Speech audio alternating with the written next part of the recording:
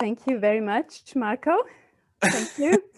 Thank you. I know there's for... no applause that you can hear, so I'm sorry for that. But yes, people are applauding. I can see them on my screen. So thank you very much for bringing us into the mood of this meeting.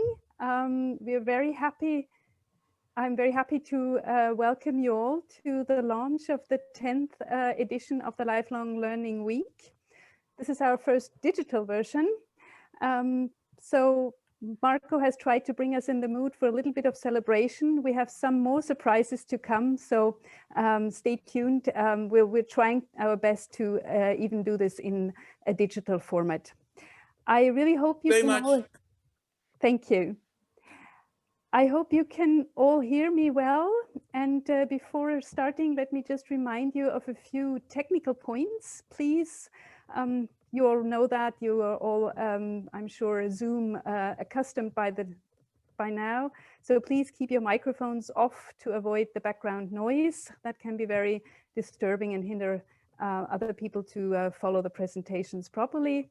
If possible, keep your cameras on so that the speakers don't speak to black holes with names in them, but to at least to living faces if it's not in person. We are also would also like to make you aware that we are recording the sessions and that they will be made public on YouTube afterwards. So if you do not wish to be in the video recording, please let us know. A few screenshots will also be taken during the session for our communication on social media. So if you don't wish to appear, please at that moment switch off your camera. You will also be asked to interact after the keynote speech, and we'll do that via Mentimeter. So we encourage you to have your mobile phone or any other digital device at hand in order to participate in this section of the event. If you have any technical issues, please contact Andrea Lapeña or Maria Farrugia from LLLP through the chat.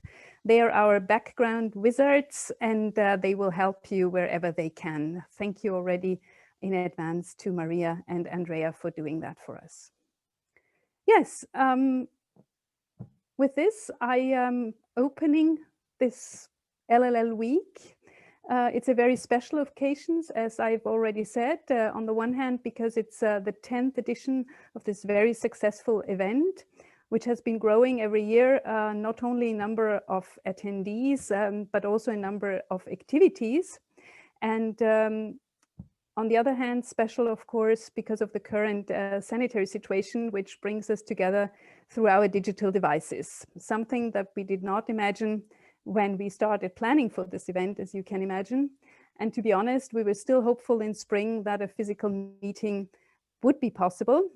This optimism faded away as time went by, and even our plans for a blended event with online and presential sessions eventually had to be given up. So here we are, not only celebrating the 10th Lifelong Learning Week, but also the 15th anniversary of the platform.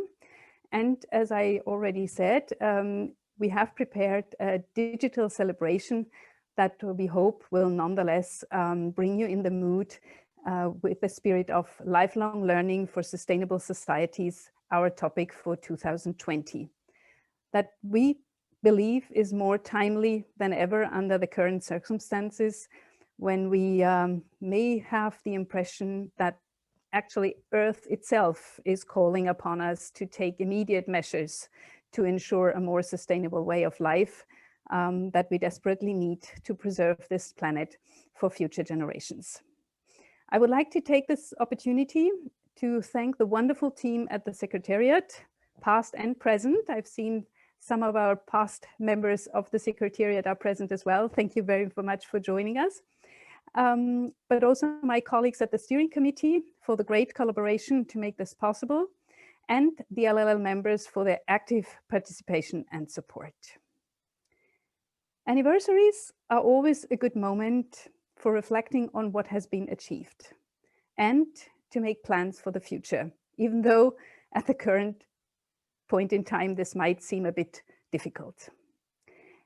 But when the platform was born back in 2005, it was actually called the European Civil Society for Lifelong Learning, and it was founded by a group of people representing organizations dedicated to the idea of lifelong learning, and convinced that a strong motor was needed to promote this idea, establish alliances, and create synergies to do so. We'll talk more in detail about these achievements a little later this afternoon in a dedicated session from approximately 5:15. But let me just mention here briefly what has been done in 2020 alone. We've issued 5 statements, reactions on the European education area, the revised European skill agenda, the 70th anniversary of the Schuman Declaration, a joint statement with the Erasmus Plus Coalition on the revised proposal for EU multi-annual financial framework from 21 to 27, and of course, unfortunately but necessary, a statement on the current COVID-19 pandemic. We also launched a campaign, LLLP 15 years of inclusive education and lifelong learning, and we authored a number of publications. An ET 2020 shadow report, the LLLP activity report for 2019, which of course was only published at the beginning of this year. Also the Erasmus Plus implementation survey, 2019 results, and the report on last year's Lifelong Learning Week. Moreover, LLLP is involved in over 10 European projects, many of them dealing with digitalization in education, probably one of the hottest topics at the moment, apart from the pandemic. But they also deal with inclusion and sustainability, and I invite you all to discover them in the dedicated section of the LLLP website. The appreciation for these activities and our constant striving to make the voices of civil society and civil society organizations heard at the European level can also be seen in the continuing interest to join the platform. One of our associate members upgraded to full membership this year, and we have 2 new candidate members for the next General Assembly to vote upon. We also are proud to say that our engagement is appreciated by the European Commission. We just had a meeting this morning with Stefan Hermans from the DG EAC, who reconfirmed that interest in collaboration with us and his great gratitude for our contributions. I would also like to remind you that the portfolio of the Commissioner originally was supposed to be called Innovation and Youth, and that reactions like the one of LLLP that some of you might still remember, our famous Ursula, where did you hide education, eventually led to a change of the title so that at least education is represented there and can be referred to. As for the future, I said it's uncertain, as the future has always been, but maybe a little more even in these times. We will not stop doing all what we have been doing so far. And the years to come will continue the work started on sustainable development. You can see it also in the title for the topic of this year. Mental health and well-being, that will probably figure in the title of next year's topic of the year, but also continue to support the achievement of the European education area and play our best role in strengthening dialogue with stakeholders. We have invited the new Commissioner, Maria Gabriel, Commissioner now for Innovation, Research, Education, Culture and Youth. Unfortunately, she cannot be with us today because she has a ministerial meeting, but she has sent us an audio message, which I invite you to discover now together with us. And please notice that the audio is not very loud, so you might want to turn up your volume in order to be able to follow it properly. Thank you. Andrea, please.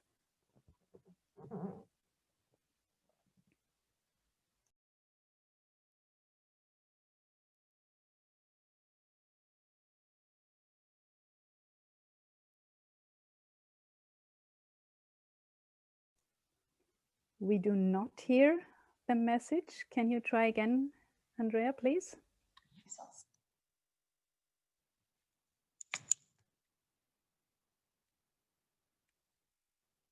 Ladies and gentlemen, it is a great pleasure for me to open the 2020 edition of the Lifelong Learning Week an event that has long become a landmark of the European educational scene. This year's edition is quite special for two reasons. First, it marks the 50th anniversary of the Lifelong Learning Platform and the 10th edition of the Lifelong Learning Week. Second, in the current COVID-19 crisis, it reminds us of the fundamental importance of coming together and joining forces to address challenges facing education today. This is why I'm pleased to address so many committed people from networks and organizations active in the field of education, training, and youth coming from all over Europe. Thank you for your long-standing engagement and your resilience during these difficult times. The COVID-19 crisis has had an unprecedented impact on our education systems. Teachers and trainers had to adjust to new pedagogical concepts and modes of delivery for which they may not have been trained. Children and students had to rely more on their own resources to continue learning remotely. Parents had to combine their work with an increased caring burden. One of the lessons learned of the crisis is that digital education should be seen as an integral part of all education and training now and in the future. Distance and blended learning have become more important and will continue in the coming months to play a key role in ensuring learning continuity. However, the disruption of conventional schooling has also revealed some shortcomings and inequalities in our education systems. Many children and young people are not sufficiently prepared or equipped for distance learning. The most vulnerable and those from disadvantaged backgrounds are the most affected. They are learners at risk of falling behind. This is not acceptable. Today, more than ever, we need to ensure access to quality and inclusive education for all and to counter the risk of digital divide. These concerns are at the very heart of the Commission's work for the coming years, as set out in two key policy documents that we adopted on 30th of September, the communications on achieving the European education area and the Digital Education Action Plan. Both initiatives will strengthen the contribution of education and training to Europeans' recovery from the coronavirus crisis. They will help build a green and digital Europe and more resilient and sustainable education systems. Both documents outline how cooperation of all stakeholders across the whole lifelong learning spectrum is crucial to further enrich the quality, the inclusiveness, and the digital and green dimension of the education systems. The Erasmus program will also be an essential component of this strategy. We want the program to be accessible to all and all along the lifelong learning continuum for small and large organizations, citizens with different socioeconomic background in urban and rural areas. And we want to address the big societal challenges that are at the center of attention of this Commission, the green and digital transitions. The 2020 Lifelong Learning Week is a great opportunity to discuss these key challenges, offer ideas and share practices. In this way, you contribute together to the ambitious goal of creating more resilient education systems and society. I would like to thank you for your commitment and hard work. And please, continue to be a great critical friend of the Commission. I wish you a fruitful discussion. Thank you. Thank you to the Commissioner, and thank you, Andrea, for sharing this message. I hope you've all taken note, especially of the last sentences of the Commissioner. She encourages LLLP to continue being a critical friend of the Commission, which is a role we are, of course, very happy to play.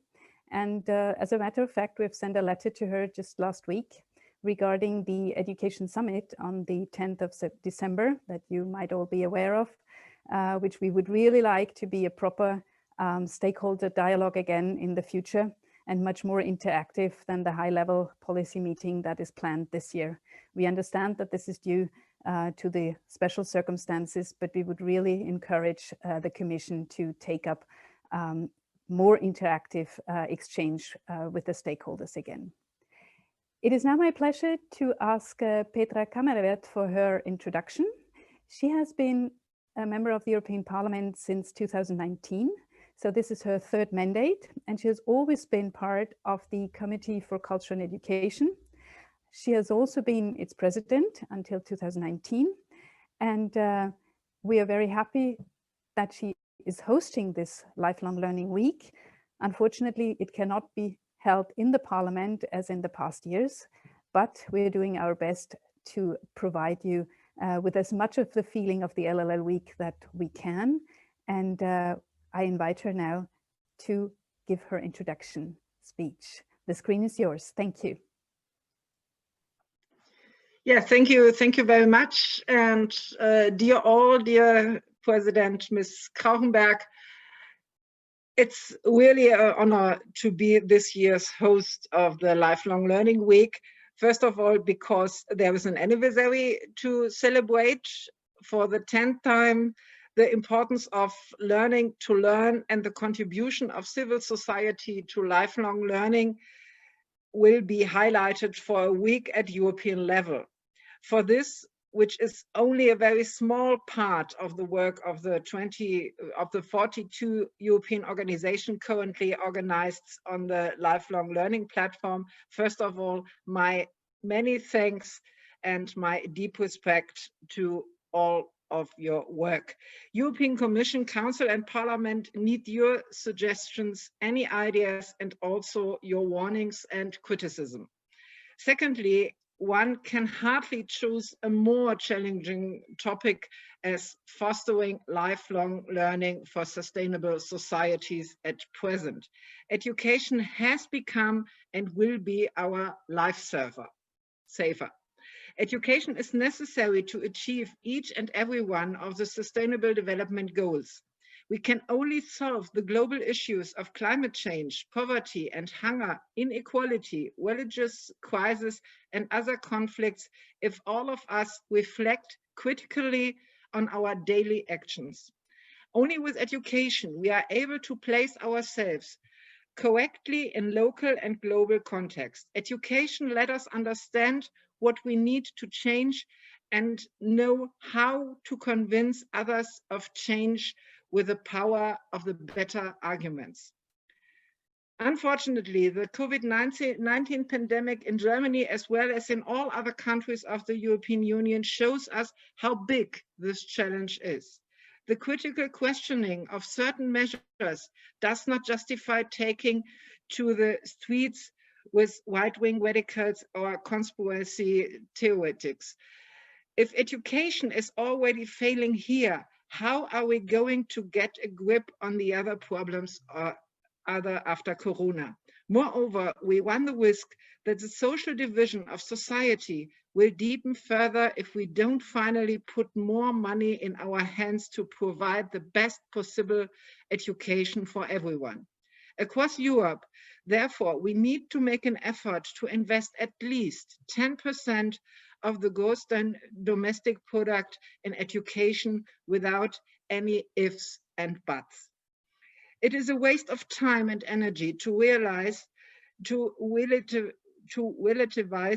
or gloss over the necessity because we are running out of time to solve the conflicts or to achieve the necessary sustainable goals. 2013 is politically the day after tomorrow. With the creation of the European educational area by 2025 and the newly launched Erasmus Plus program, we have essentially laid the right foundation for sustainable education at European level. It is particularly important to me that we strengthen the center of society. That is why it is imperative that we become more inclusive, but also more concerned about upgrading the status of vocational training and further education, as well as adult education. If civil society's commitment to sustainable development is to unfold and multiply structural obstacles to sustainable development, in particular, must finally be tackled by policymakers now. I promise you that my political group, my committee colleagues, and I will continue to fight, not only this week, for a meaningful and efficient linkage of the various European initiatives from the Green Deal and Bauhaus to the education and research area to achieve the development goals. Education, as well as a trustful cooperation with you and other partners, will be indispensable for our efforts. I wish you all an inspiring discussion this week, and many thanks for all your engagement, and have a very nice and especially a very successful week. Thank you very much.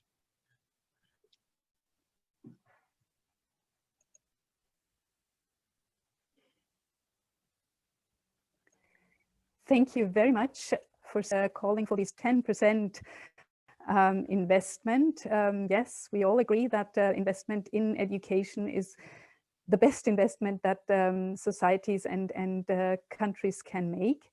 So thank you very much. We will continue to spread that message as well, and hopefully we will be able to secure as many resources as we need to make that true for all learners in our societies. Thank you also for hosting this event. As you said, we have a number of great events coming up still this week, and we will share the information at the end of our session today.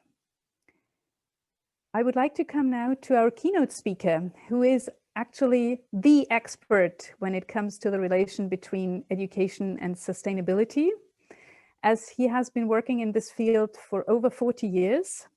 So Professor Stephen Sterling, Emeritus Professor from the University in Plymouth, I invite you for your keynote speech. Thank you.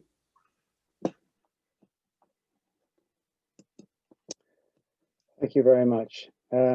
So, greetings everybody, and greetings from Devon in the southwest of the UK. As you know, the UK is a small island situated off the coast of the European continent, which sadly seems to be drifting away from our European neighbours and friends, but talking like that will get me into trouble, so I won't say any more about that. But it's really nice to be invited to talk to you today. So I'll go on to my slides in just a minute.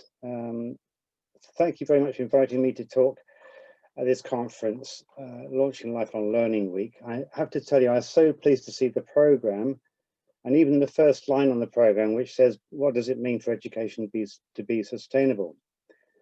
Because this is something I've been working on and worrying about, I suppose, for many years. I can only give you an outline of some of my work in the short time I have available, but I hope you find it useful and stimulating, and maybe a little bit provocative too. We'll see.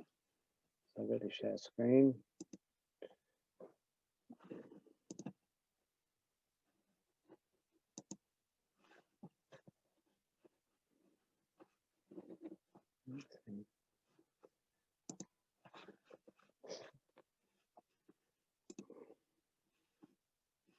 All right, hopefully you can see that okay.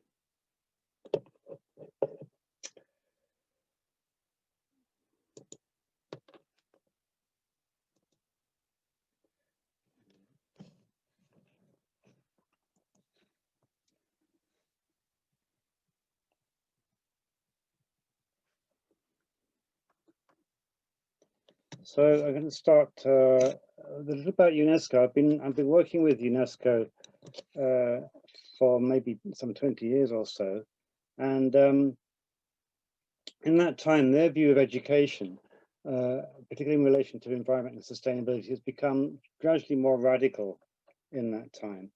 I think there's two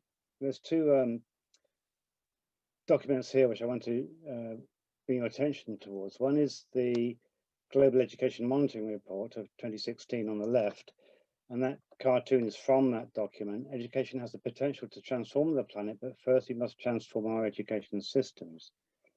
And then just recently, the Education for Sustainable Development Roadmap has been launched by UNESCO.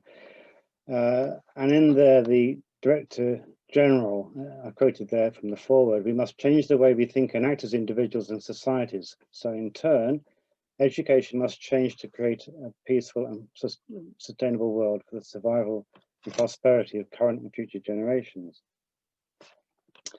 And I've been thinking about these issues all my professional life, and the key question which has been guiding my work has been this one: how should and how can education and learning be rethought and reconfigured to make a significant and central contribution to achieving a more sustainable world? Now, the reason I've been thinking about this is I think it's not been doing so, or at least the mainstream's not been doing so for a long time. So if you go on to the next slide. Towards transformative and regenerative education, this slide summarizes the overall picture, if you like. So we're in trouble, as we know: the climate crisis, biodiversity loss, high levels of inequity, the pandemic, and so on and so on. There's mounting issues which we have to face. And then B, education arguably has contributed rather than address these issues, and that's a problematic, if you like. That's the red arrow. And then C, how far can we actually rethink and regenerate a form of education that can be supportive of people and nature, that can make a much more positive difference to our collective future? That's the blue feedback arrow going back towards the global challenge.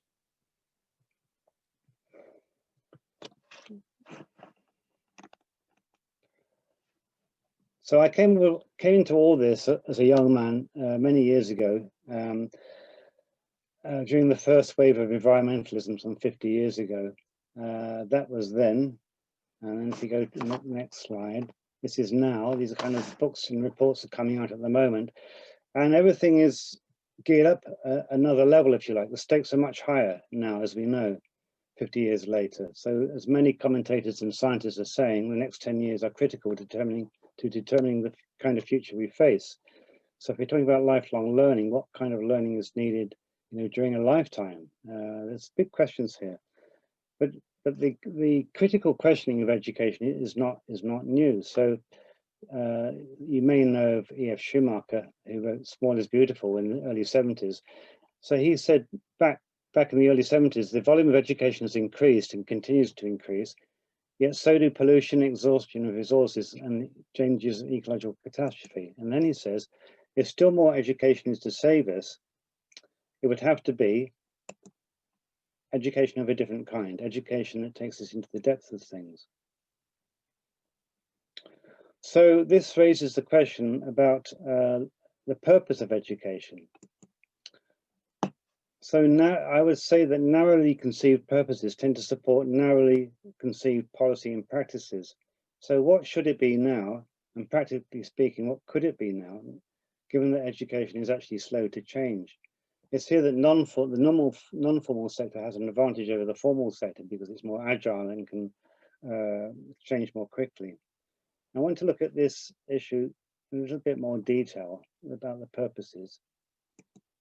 So you could argue that there are four main purposes in education, if you ask the question what education is for.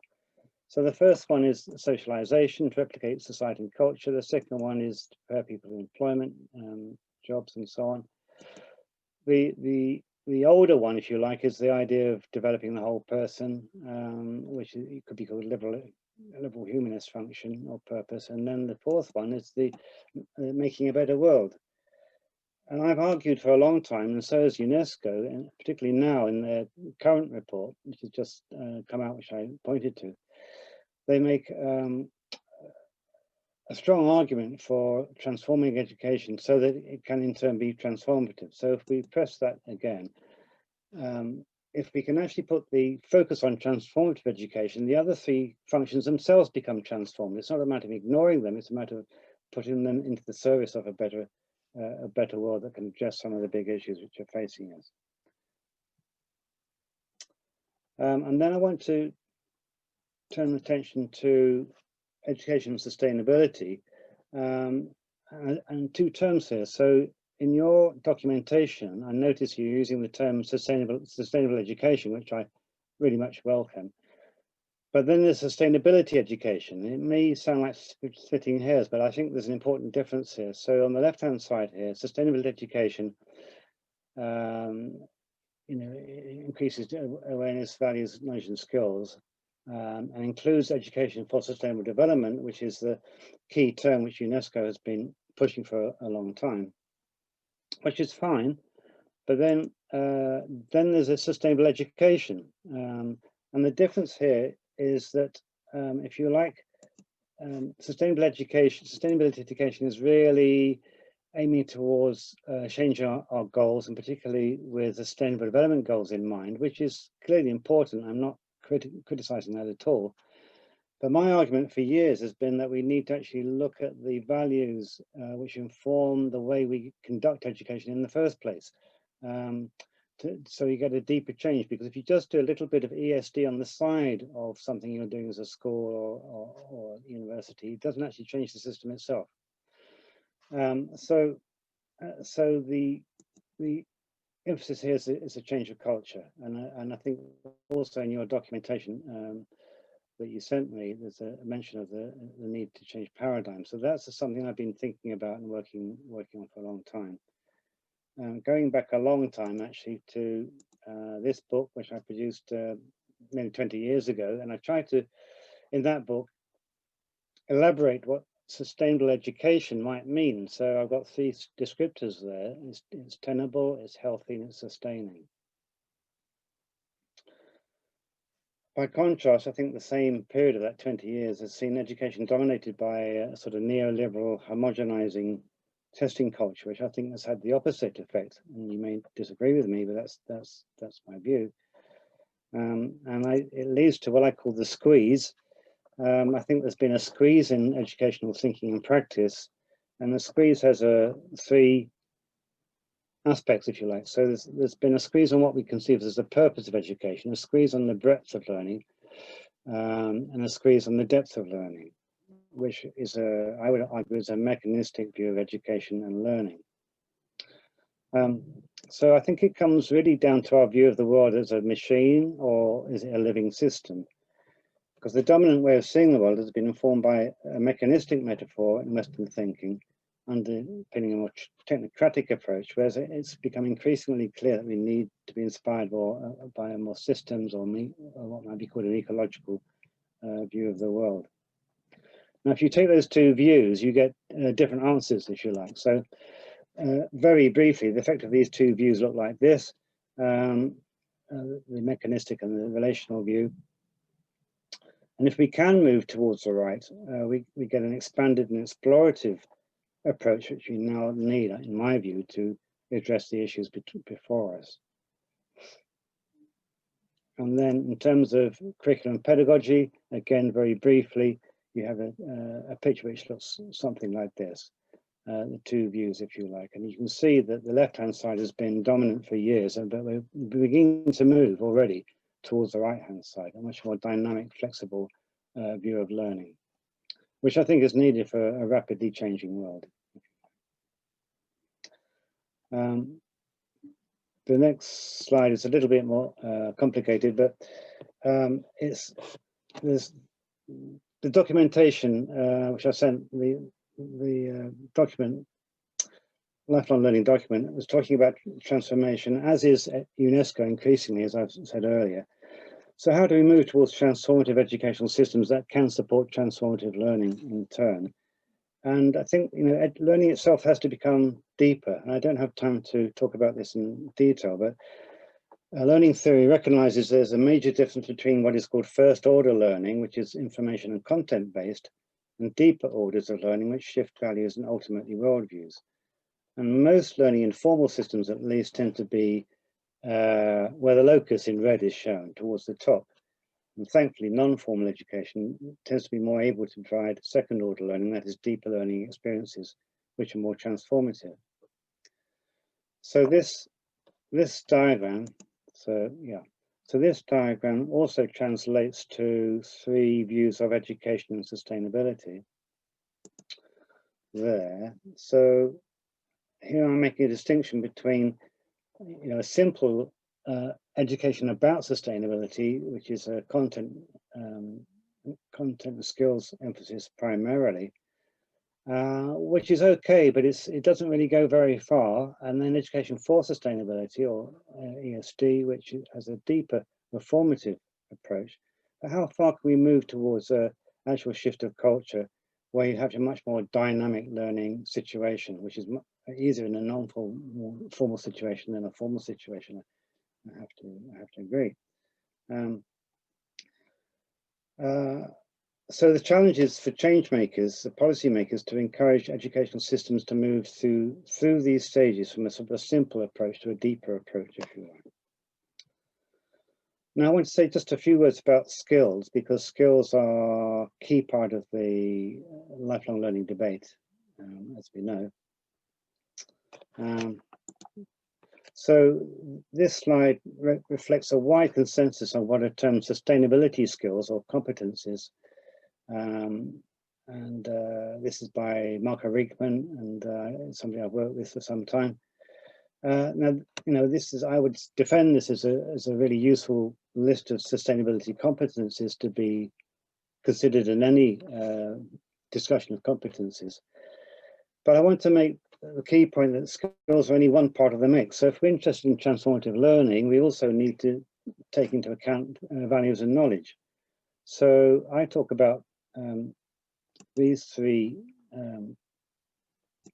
aspects. So seeing, so how we view the world, knowing, conception, and doing. So how can we design learning experiences that expand the learner's view of themselves, of others, of nature, of the future, that encourages them to feel a wider responsibility? Secondly, develop what I would call a critical and systemic understanding that everything relates to everything else and all actions have consequences. And lastly, action and practice, how to act wisely to increase health, resilience in human and natural systems. So this is a deeper view of the normal values, knowledge and skills triad, if you like.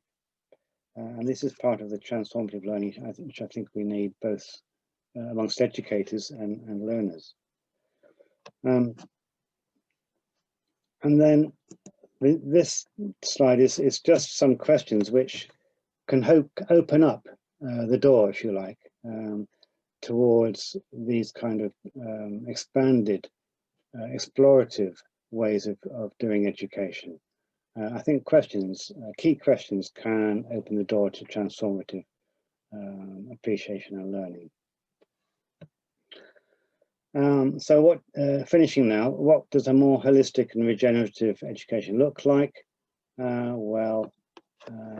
These are some key characteristics which will, I think, be familiar to most people. And they're all of they're coherent, if you like. They relate to each other, this sort of participative, explorative, experiential way of looking at education rather than putting everything into silos and chunks of knowledge. And then this is, I think, my penultimate slide. Lastly, some questions that may be asked of any educational policy or practice that reflects some principles of sustainable education. These are things which could, these are questions which could stimulate debate, I think. And any educational schema or policy could be held up against these kind of questions to stimulate debate. If we're thinking about changing education in the way that UNESCO is now pressing for, I think, and advocating. So if I got this right, I think that's my, is that my last slide? Yeah, that's my last slide. So quite a lot of information there. I hope it made some sense, and maybe you can go back over the slides at another time when you have more time. And then there's my website if you want more information about my work. Thanks very much indeed for listening, and I hope that's helpful. Well, thank you very much, Professor Sterling. This was absolutely inspiring, and we are very happy and very thankful for this contribution on your part. This is definitely food for thought, which we are looking for our further sessions. There are always lots of questions that are coming up, so this is great. If you say that this is actually the way we need to go, then we absolutely agree on that. And I think many of the questions that have come up in your presentations are also turning around in many hats of people that are present here today. So thank you very much indeed.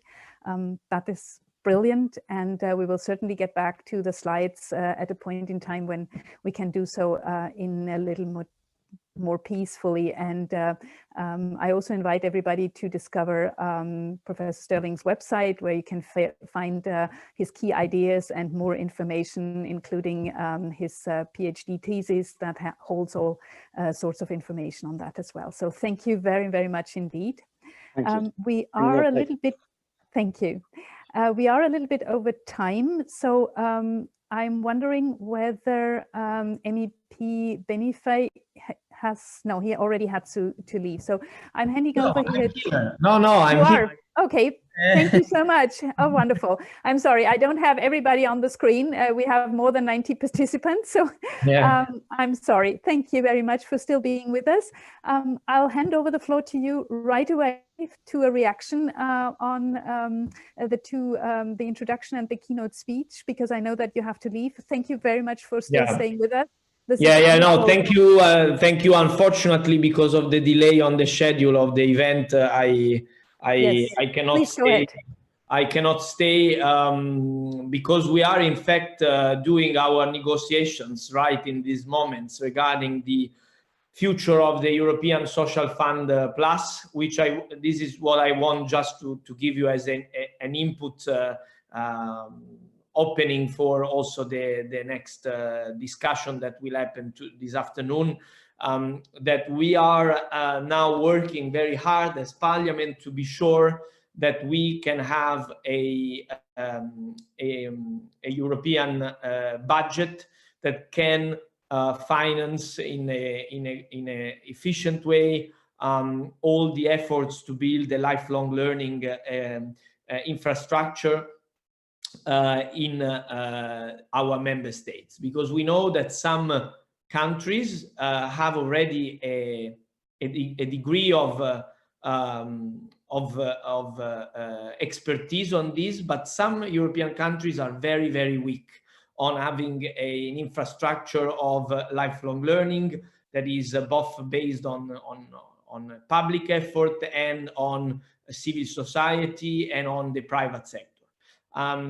It's very important that we invest money for the upskilling and reskilling, that these efforts are supported by European funds to support projects. I've been participating for many, many years in the Lifelong Learning Week, and I know how many different projects are presented in this context, many of them financed also or supported anyway by the European institutions, and we must be sure that this can continue.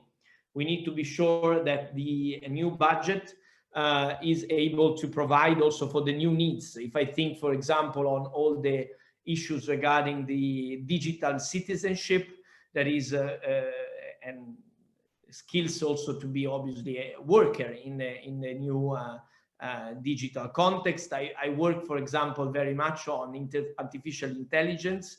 In this period, we are having a special committee of the European Parliament on this at the moment, and all this new technology is posing new challenges for learning that cannot be just in a school curricula, but must be put in place all over the life and the work career of people. So we are fighting very much for an efficient European Social Fund Plus to support this. This will be very important, but I also think that the recovery plan money that will be transformed in national projects must include, and so the member states must commit themselves to use also the recovery plan to build lifelong learning infrastructure in their own country. I think it's not only the European budget that we used also in these years, but also national projects based on the European priorities needs to be directioned towards the lifelong learning. That is very much needed today. We will discuss also about it, why it's important in this specific period. But in general, I can tell you that the European Parliament is an ally to this objective. We have been pushing in this direction already in the last mandate, and I hope that this new period that we are trying to conclude in these weeks, also in terms of agreement, can provide also the digital strategy, the new skills agenda, to build more and more expertise, exchange of good practices, and investment in the lifelong learning. So I know there is also another colleague that will speak, and I'm happy that I could give these little inputs, and I know that we would stay in touch for our continuing work. Thank you very much. Well, thank you very much, MEP Bonifay, for staying with us and giving us this contribution. We appreciate that, and we apologize for running a little bit late. So good luck for your negotiations, and thank you for being with us. And with this, I would like to hand over to the General Secretary of the Lifelong Learning Platform, to Giuseppina Ducci, and she will take on the fishbowl discussion that is happening now. Please go ahead, Giuseppina. Thank you, Aria, and thanks to all of the speakers. It's been very interesting so far. I am very sad that I cannot keep also MEP Bonifay on the fishbowl to grill everyone that is coming up a bit, but I will make sure I grill the other 4 people that are still, or maybe still 5 people that are with us on the fishbowl. Before we start, I'm just going to quickly introduce them. And then I want to refresh everyone's energy already, because I know that the time span in digital environments is even shorter than the time span in physical events. So I firstly would like to introduce our fishbowl participants. We have with us MEP Marcos Ros. I don't see you on the screen, but at some point I will locate you. So I hope you are here with us. I would be very glad if you could unmute your microphone and just say hi, so that I know you are here and I don't talk alone. Yes, I am here. Hi, good afternoon. Hello, good afternoon. We also have MEP, and I'm sorry for the pronunciation already, Stelios Kimpouropoulos. Thank you very much. You pronounce very well. Have a good evening. Very good. I'm glad I'm working on pronunciation of other names, but we go on to more complicated names. We have Borhene Shakrun from UNESCO. He's the director of the Division for Policies and Lifelong Learning Systems. Good afternoon to you. I'm here. Thank you. Good afternoon. We have Michael Teutsch, head of Unit B2 Schools and Multilingualism, also with us. Yeah, hello, good afternoon. I'm here. And then we have Christoph Müller-Hofstede, coordinator of the NICE network, the Networking European Citizens Education Initiative. Yeah, I'm here as well. Hello, everybody. Cool. The men are all. Now I have. We finished the long list that is going to be with us on the panel. I had to make a joke about this. I am sorry. Those who know me will know that this is something I always joke about. Before we give them the floor a bit, I just wanted to introduce you all to the format. So you might have done a fishbowl discussion. This is all men as a change, exactly. We have the fishbowl discussion. So usually you have a number of speakers in the middle of a circle, and they will interact on a number of provocative statements, and then people can come in and react on what they say. Now, unfortunately, we cannot do this. So what we will do is that I will launch some provocative statements to our fishbowl discussants, and I will ask all of you to actually interact by saying yes or no. How do you do it? So if you open the participants, if you click on participants at the bottom of the Zoom screen, you will see that there, after the list of participants, At the bottom, you have a number of interactions. You have raise hand, yes, no, go slower, go faster. I will ask you to actually help me and start saying yes, yes, yes, yes, yes, or no, no, no, no, no, so that I can see that all of you have seen how this works and you can all participate. Thank you, Pauline. Thank you, Adina. Thank you, Flor. Thank you, Francesca. More. Interact. So, Brikena, why did you say no? You're the only one who said no. Also, Pauline. So what I'm going to ask you is to, when I make one of these statements, some of them might seem a bit extreme, but we like this, is to actually react by saying yes and no. And when you say no, we would actually like you to write a bit in the chat. Why did you say no? I don't know if there will be time to come on the microphone because there is quite a bit of a delay, but we will try to make this, to read some of the comments and the speakers can try to react on your conversations. And again, because you won't be speaking a lot, but you are all here, I wanted to energize us a bit. And so I invite you all to open your microphones and just say hi in your language so that we can make some noise all together. Hi. Hello. Hola, hola, hola, hola, hola, hola, bravo. We put a predominant hola. I have to say that was quite an energizing moment. I want we will do a break in a bit, so I won't focus on this. So I'm going to start a bit with the statements, and I will go a bit in a random order for the speakers to comment. So the first statement I want to make is that I think green skills don't exist. They're just a mindset. And I would really like to hear MEP Ross' opinion on this. What do you say? Do they exist or do they not exist? Yes, I think they do exist. We have to recognize the value of green skills and green education and training programs. This is a value beyond the labor market. It's an important area of citizens' competence. They should be accompanied by further support for learning aimed at promoting climate and environmental literacy, sustainable lifestyles, and understanding of human future nature interdependencies. We think they are on the European skill agenda, and they are also on the European education area launched on September 2020 by the European Commission. And they are not a mindset. They do exist, and we have to improve them and try to get them arrive to everyone, just from little childhood to teachers and to everyone. I think they are very important. Thank you. I am going to ask you if you mind that we switch on a first name basis. I am very informal in this. So if you don't mind, I'm going to address you by your first name so that I don't take 50 hours to remember this.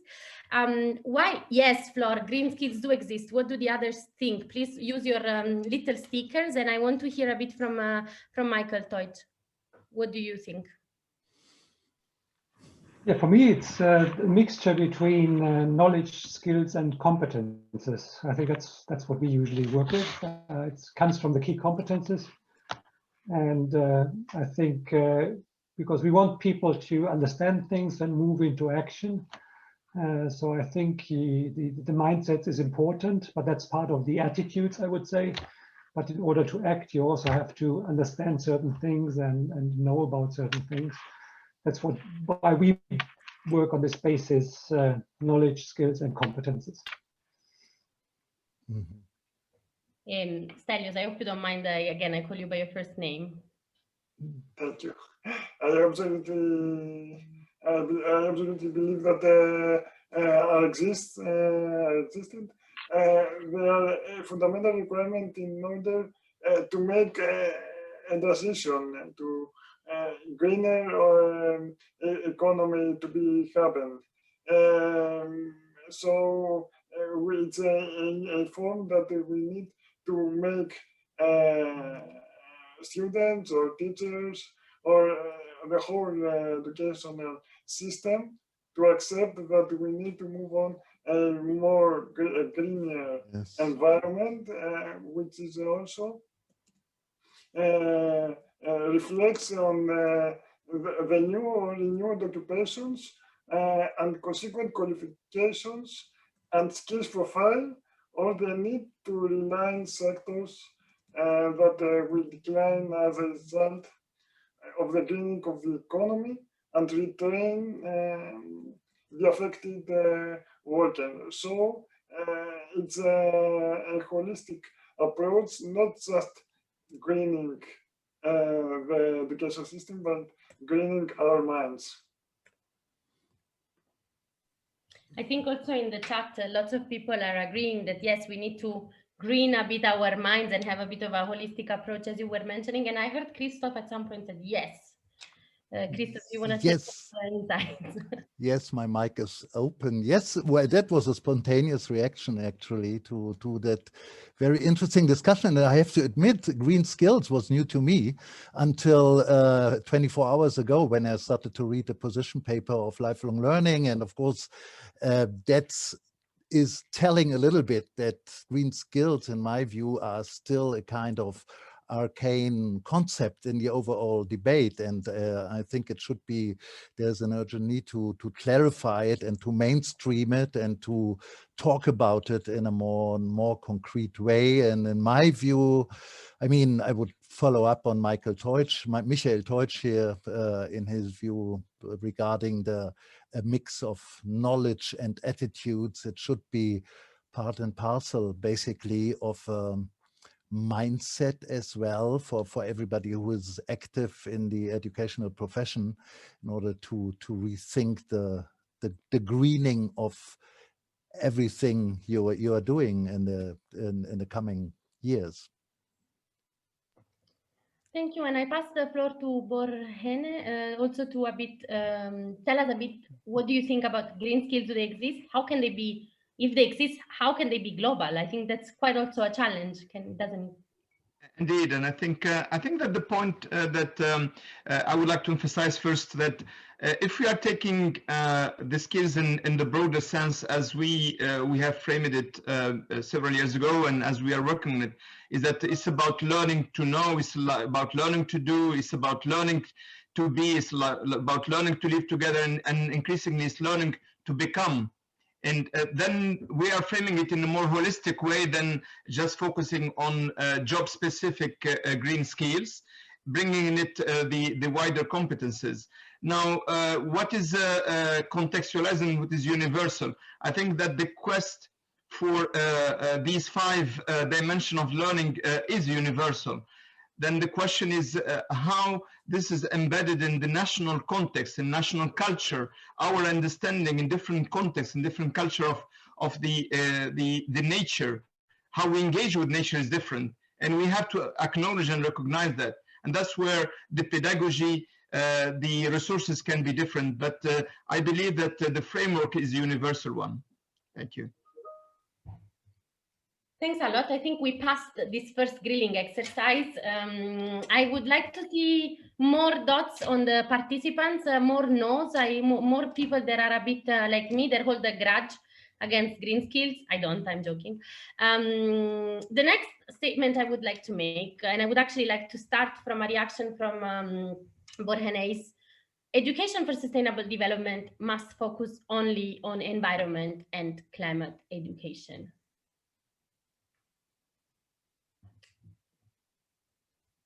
What do you say? We have a no. I give you the floor so you can elaborate a bit. Well, thank you for giving me the floor again. I think that, first of all, we need to think about at least the 3 pillars of the sustainability. And that is education for economic dimension, is education for social dimension, and it's education for environmental dimension. Sustainability is more than just focusing on environmental. And when you look at the 2030 agenda, it's about the 5 Ps. It's about people, it's about planet, it's about peace, it's about prosperity, it's about partnership. So I would like us to keep that broad perspective of the education for sustainable development, not get locked, which is of course important, but not limiting that to the environmental dimension. Thank you. Stelios, what do you say? I think that education, the environment and climate education is included in the education, because as it said, we need to have a sustainable development. We need to understand the new terminology. We need to understand how finally the human being reacts in the environment. We need to develop the knowledge, the skills, and the values, which will allow us to make informed decisions and to make responsible actions for environmental integrity, economic viability, and just society empowering all the people.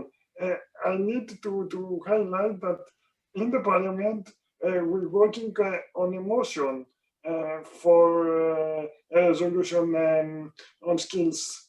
In these skills, we are calling member states to modernize their education and training systems in order to enable young people and adults towards achieving the green transition. I think that this is one of the first and important steps towards a more holistic view of this concept. Thank you very much. And I'm going to move to Marcos and ask to also integrate some of the very interesting discussion going on in the chat.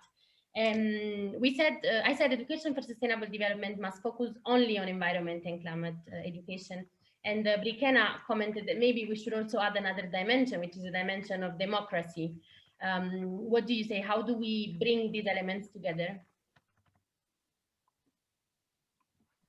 Yes, I do agree with this last statement, because if we go to sustainable global development goals, we will find the goal 4, and we will see that it's not only about environment or climate education, it's also about education for lifestyles, human rights, gender equality, promotion of a culture of peace and non-violence, global citizenships, and appreciation of cultural diversity, on cultural contributions to sustainable development. I think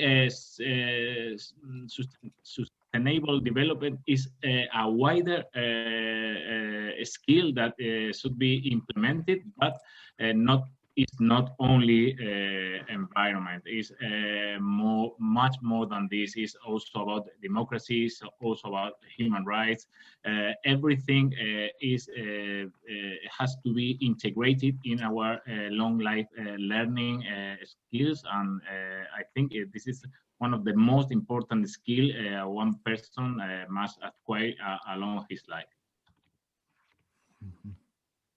Christoph, what do you say? Yes, thanks. I mean, I added another dimension to these 5 Ps my colleague was mentioning, and I would argue the 6th P would be power, in my view, as I do think really, I mean, I'm coming from the field of citizenship education, which is politische Bildung, as you know, political education in Germany, from the Federal Agency for Civic Education, and the network NICI I'm representing here is basically trying to make the claim that we need more and better citizenship education on the European and on the national level, as we are entering a period of crisis, really, and as education for sustainable development is really reacting to a systemic crisis and is reacting to the need for transformation. I think we need to be aware of the highly political nature of such an idea and of such a vision, so to say, because the whole idea, for example, of a Green New Deal, the sustainable transformation, needs to be implemented in democratic and pluralistic societies, which are by definition conflictual societies as well. I mean, look at the US, look at the Yellow Vest protest we had 2 years ago, and which is still, of course, these conflicts are not wished away by a good pedagogy or so.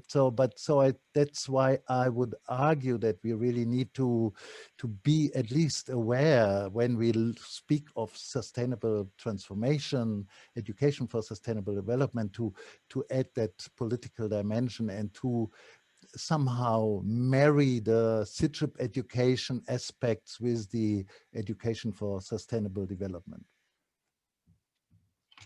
Michael, I also sometimes know, now I feel like this role of saying provocative statements is really getting into me. So this morning I actually added this question also. We had a meeting, as Arya mentioned, no? We had a meeting with Stefan Hermans, and one of my questions was actually a bit related to this. It was, for example, on education, the EU is not doing too bad as compared to their own targets on achieving the SDGs, but for example, on gender equality and education, so this intersection between gender equality and education, we're not really doing so well. We have a big divide in employment between girls and guys, both women and men.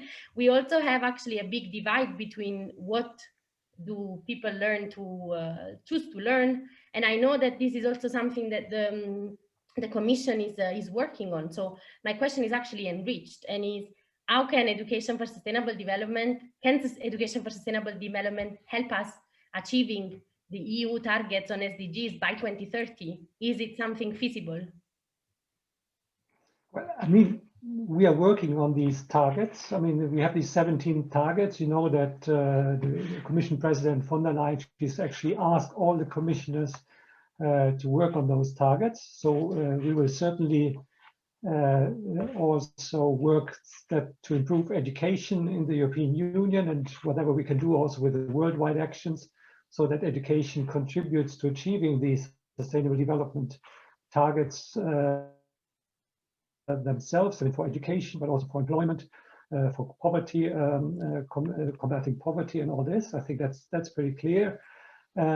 When we talk I think we should distinguish, however, a bit the discussion, do we want to achieve the overall sustainable development goals, which is one thing, and then this issue of education for sustainable development, there we have to start a bit somewhere, because I mean, also if I see UNESCO assessments, I mean, that's fantastic concepts, but still a bit of criticism. How do we make things move ahead in practice? I mean, how do we actually can get to the transformation and the action?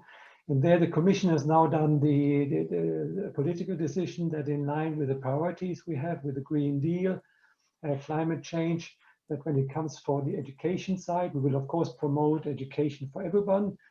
When it comes for the whole area of education for sustainable development, we said that in the coming month we focus a bit on the green side of that, so to one particular pillar. We know very well that the objectives are broader, but we will particularly focus on the education for environmental sustainability, or the environmental education, all this, because this is the big priorities of this Commission. Yeah. So we have decided, for those of you who know the European Education Area Communication, to come forward with a number of actions which are focusing on the climate coalition, on the on the policy measures which focus on the environmental side. We know this is partial, but we have to start somewhere, because we're a bit worried that there's fantastic concepts around, there's very good practices. We finally have to move it basically into the education systems somewhere, and to move ahead. Thank you. And I agree. I think the lifelong learning perspective is critical here, and that's why I also want to I have so many statements here. One of them, I think it's interesting to look at, and I think it kind of comes from this: we need to move ahead, but can we really move ahead in embedding sustainability in schools without revolutionizing education systems? Is it possible to actually have quality sustainability in schools without revolutionizing education systems and increasing investments massively? That is my question to you all. I'm going to start with Stelios. Yes, thank you very much for this very important question. I think that we need to definitely give more investments in order to improve our educational systems. We need to give more investments in order to upgrade our teachers' skills, in order so they can in turn effectively promote the approach of what we are discussing all the time at this moment. It's the time that the whole European Union needs to act, and we need to think out of the box, creating a more innovative approach, as we do now. It's not just a discussion, it's a fishbowl technique that we use in a non-formal education. We need to act all the interested stakeholders, and they need to provide a more useful input on this approach. It's a tough task, I agree. Michael, it's not an easy task. And so I wanted to ask Marcos, in the CAT committee, was there any out-of-the-box thinking in this direction? Well, I don't think it's anything out of the box, but I think we are all of us thinking about how to include environmental and sustainability digital skills on our programs, our European programs, on the European research area, on the European education area, on our European skills agenda. And also we have launched days ago a Green Erasmus INI report, which involves all these skills on our three flagship programs, Erasmus+, European Solidarity Corps, and so I think we are, every one of us, very involved in so I am being recently designated shadow rapporteur of the European education area for the next months, an INI report related to this project from the European Commission. And one of the main points I am going to introduce or try to introduce on the report is these sustainable skills on the whole learning career of a person from the early childhood to the access to the university. And so it's so important, that is so important that we also need to teach teachers to form teachers and to get teachers formed in these skills, because if don't, we will never have children formed in these skills, because they will learn but not convinced people. If you don't have a convinced teacher that gets you these skills, you will never get these skills as proper from you. So, thank you, Christoph. What do you think? Yes, and I'm certainly of the opinion that we need more investment. The only problem here is of course that education is not a Europeanized competence, and so we need to rethink, so to say, what the European Union can do and cannot do in that area. And I think what in our view, at least, when we look at our own practice, we've tried to publish a declaration recently, which is published on our website, and which is really trying to argue that we need a prioritization of education, and for that matter, of course, education for sustainable development as well. And our claim, maybe a little bit provocatively put here, is that education in a way is the great absentee of the whole European recovery program. I mean, it was telling, I only learned that from Anja, that you had to intervene with Ursula von der Leyen to include education in the portfolio of the commissioner here, if I'm not wrong. So I think that's quite telling that we really need to make our voice heard in a more stronger way, and of course also asking the European Union to be more bold, so to say, in putting education and investment in education at the center of the agenda, basically, for the next 10 years, because we know that decade will be decisive for so many things. Looking at the big Green Deal and the carbon neutrality we want to achieve by 2050, and well, so we need to bridge the gap between good intentions and the practice, of course. Michael, I see you've been called by this also by the discussion in the chat, so I'm going to pass you the word. No, in the chat, yes, Aria made a good comment. I mean, she's saying that, listen, first of all, I think it's clear that who decides in education, it's countries, member states. So I think we have to do the best as to what can we do to support it. And that's a bit our job also here in the Commission, to see what are the topics that concern everybody.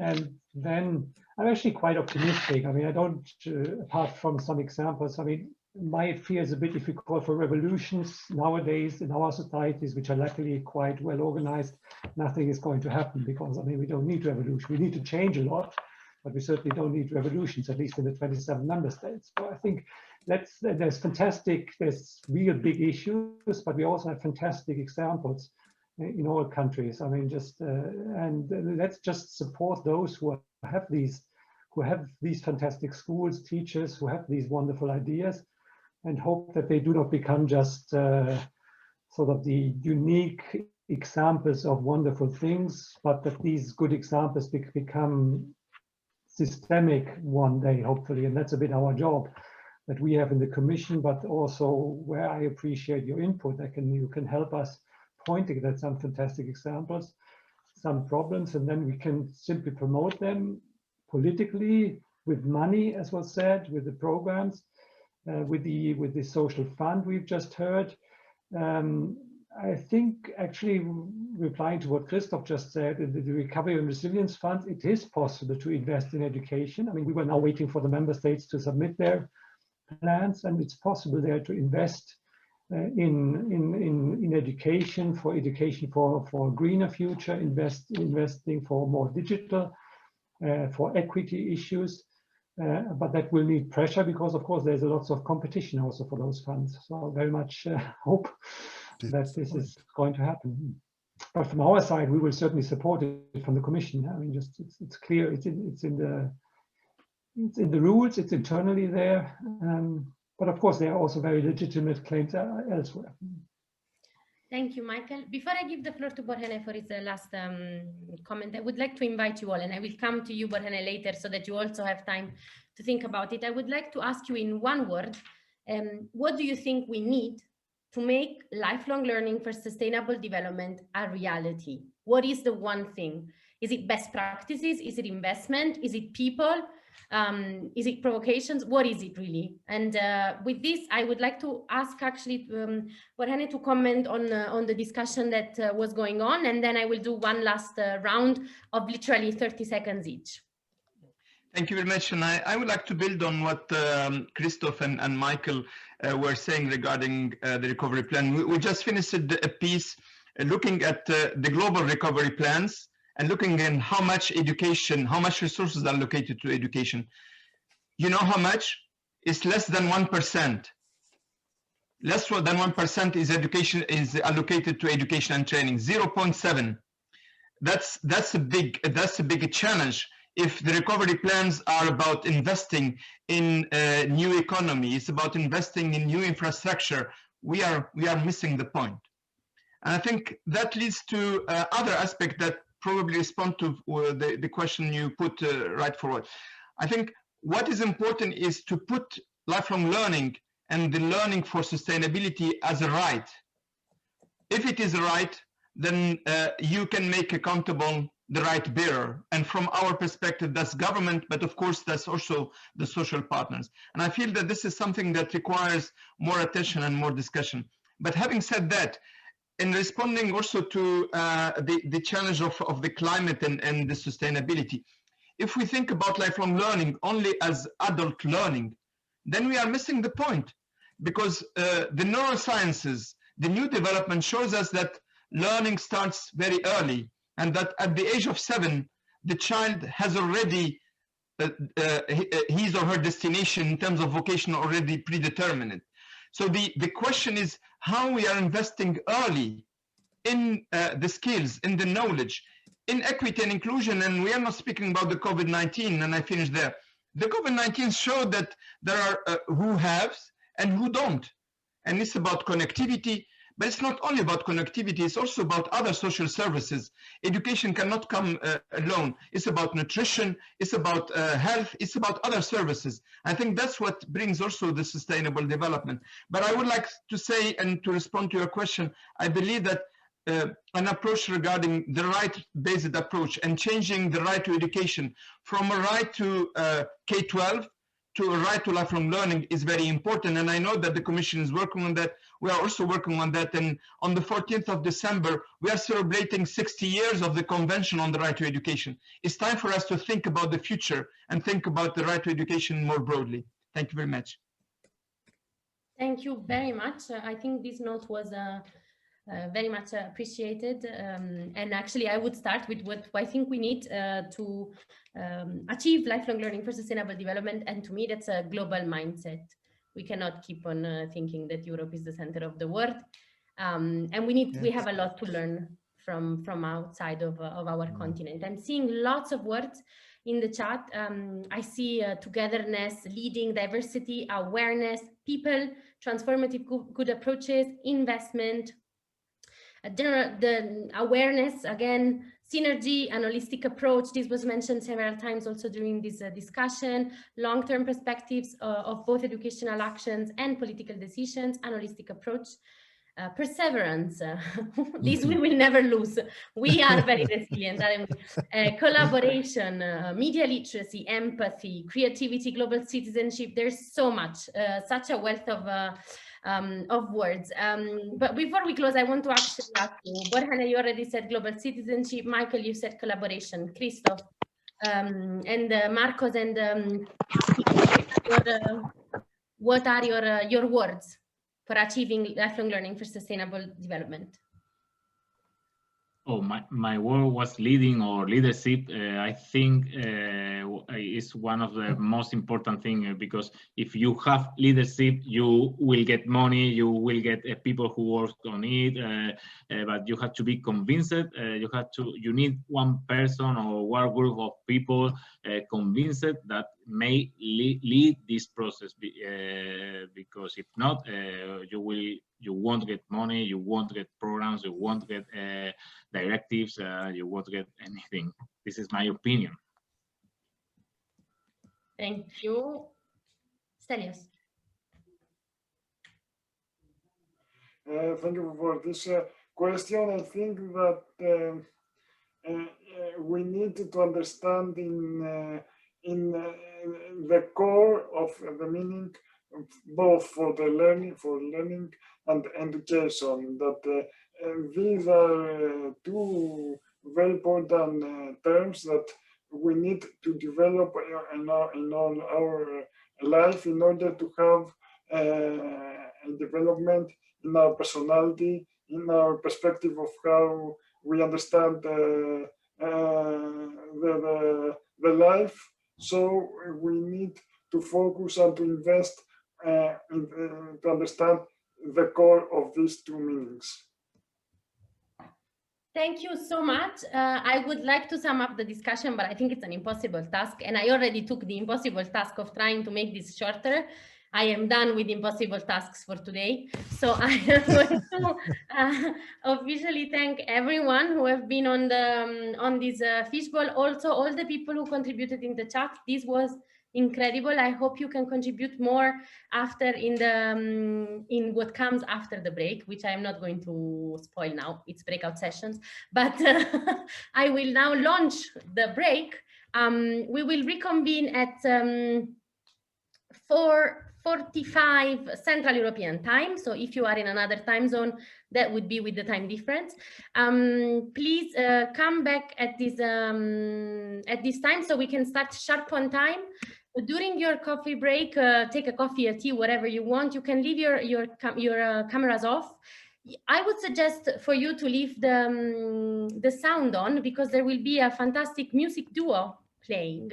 So if you want to enjoy a bit of music to cool off after this discussion, please please stay with us and enjoy the chat. And thanks a lot for the compliments and for participating. See you later.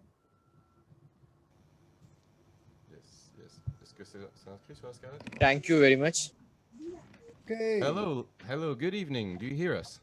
Wow. Yes, we do. Yes. Okay, super. Here we're in Brussels. Thank you very much. Bye. In a small studio. Thank you. The tiny library studio. Welcome. This is Guillaume Gillin on the guitar, Andrew Bolton on the bass. I hope you enjoy and you're very comfy for your break. Thank you very much.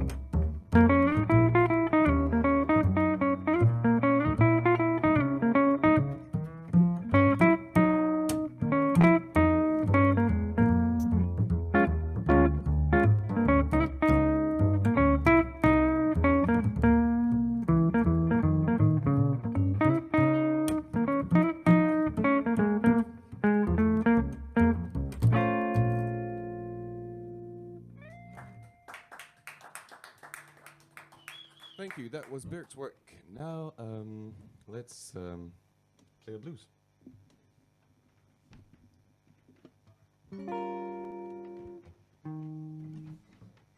All right. E flat. One, two, 1, 2.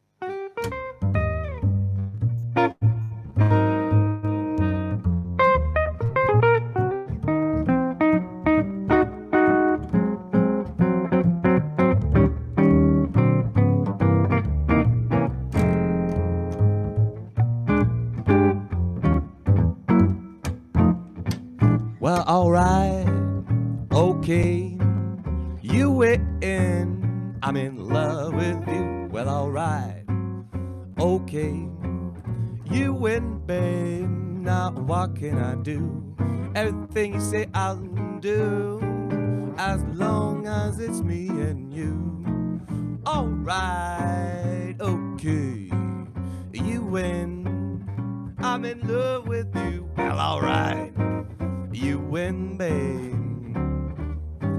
Now what can I do? Everything I'll do that you say, it's just got to be that way. Come on, Guillaume on the guitar.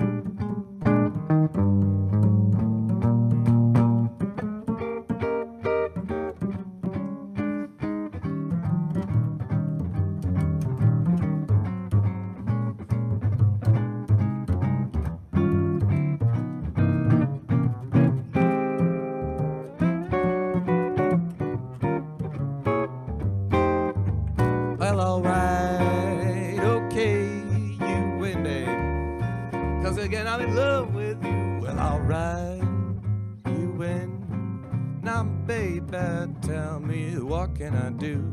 Everything you say, I'll do, as long as it's me and you. Well, alright, okay, you win.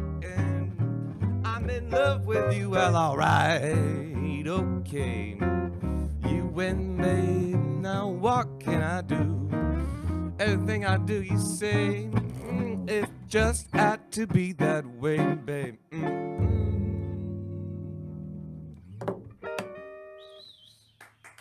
Whoop, whoop, whoop. Thank you.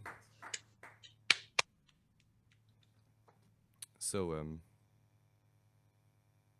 we play a third tune? Yes. Super. This is a well-known tune of made popular by Louis Armstrong.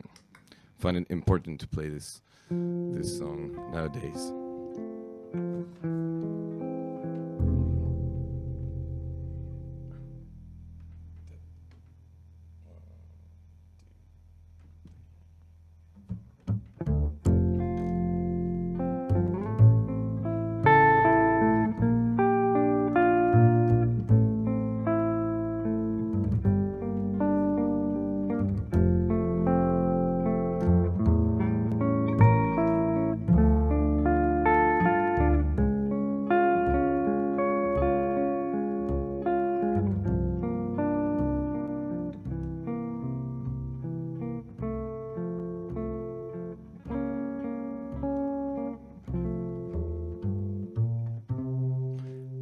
I see skies of blue,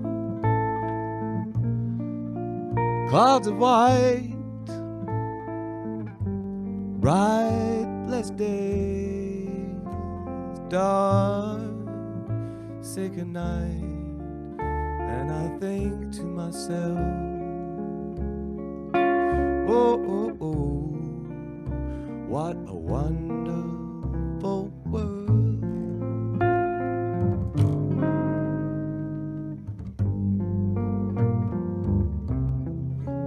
I see trees of green, red roses too. I see them bloom for me and for you, and I think to myself, what a wonderful world.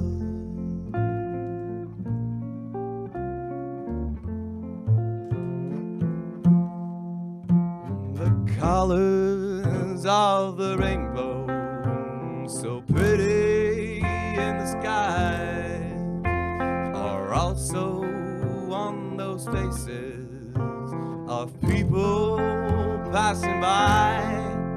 I see friends shaking hands saying, how do you do? They're only saying, I love you. I hear baby cry, I watch them grow. They'll learn much more than I would ever know, and I think to myself, what a wonderful world.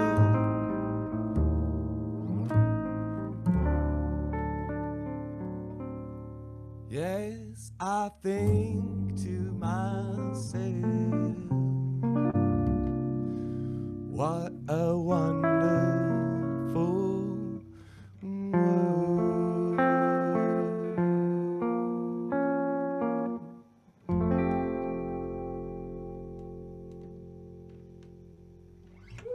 Thank you.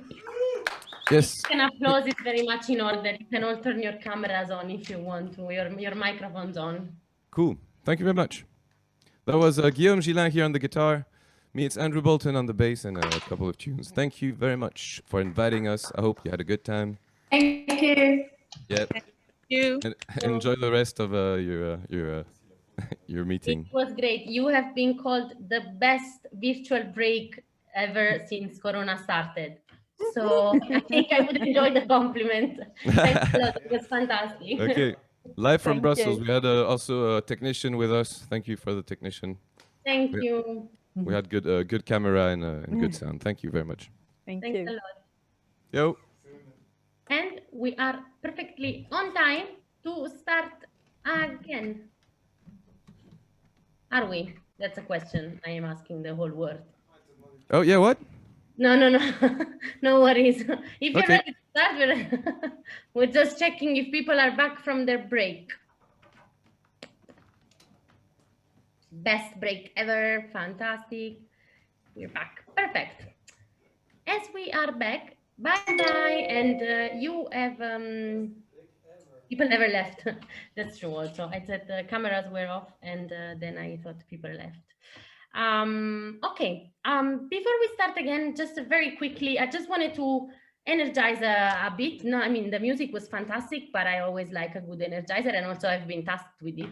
So let's proceed. I have a little task for you. So I would like again to play a bit with the microphones. So I'm going to ask all people who like cats to cheer for them on a microphone. I don't like cats. I'm not going to do it. Boo. Yay, cat. Cat lover. Cat? I love dogs. Yay, dogs! Yay, dogs! Woo! Doggy doggos! Dog people are the best. Woof, woof. I love Dog people are the best. Thank you. Thank you. I am very glad that there are more dog people than cat people. And I'm going to propose another statement. And this one I take very personally. Or people who like pineapple on their pizza. Yoo! Or people who like pineapple on their pizza. I do, but I am ashamed to say so. Everybody dislikes it. I'm there too. No, you don't have to. You don't have to.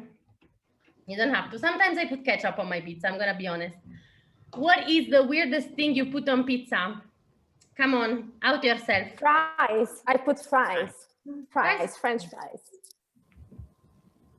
Corn. Corn? Yum, I like corn. Corn and prosciutto is very nice. Corn and ham, nice. Nutella. Cinnamon, Nutella. Nothing else? Very regular people. I like it. Okay, I am going to not continue this much longer, but I'm going to ask Andrea. Are you back, Andrea? I'm still traumatized by the things people put on pizza, including yourself, but yes, I'm back.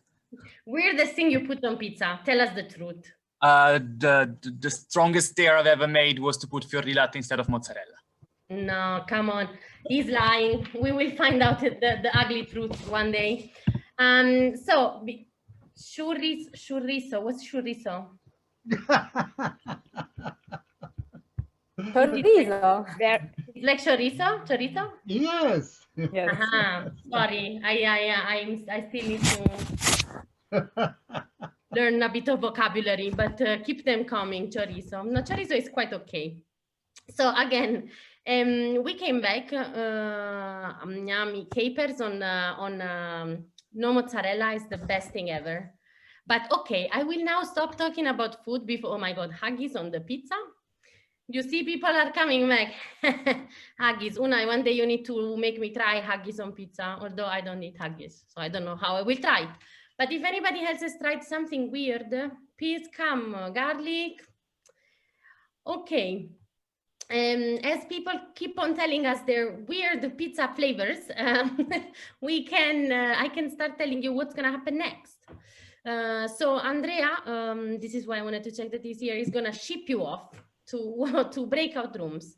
And actually, I don't know if he's gonna ship you off or you're gonna be able to choose, but we'll discover in a second. So again, Andrea will launch the breakout sessions in a few seconds, and it can take a few seconds for you to actually be shipped there. It's going to be a fantastic ride into the cyberspace. Make sure you enjoy, fasten your seatbelt, and ride along with your breakout room friends. These will be 3 breakout rooms, if I'm not mistaken. One will be Learning That Empowers the Future of Learning with Martina Darmanin from the LLLP Steering Committee. Martina, are you there? Hello, hello. Yes. Hello, Martina. Cool. The second one will be Learning That Matters, the Future of Skills with Monica Verzola, also from the LLLP Steering Committee. Monica. Yes, I'm here. I'm ready. Okay, I hope you also can share with the rest of the group what you put weirdly on pizza.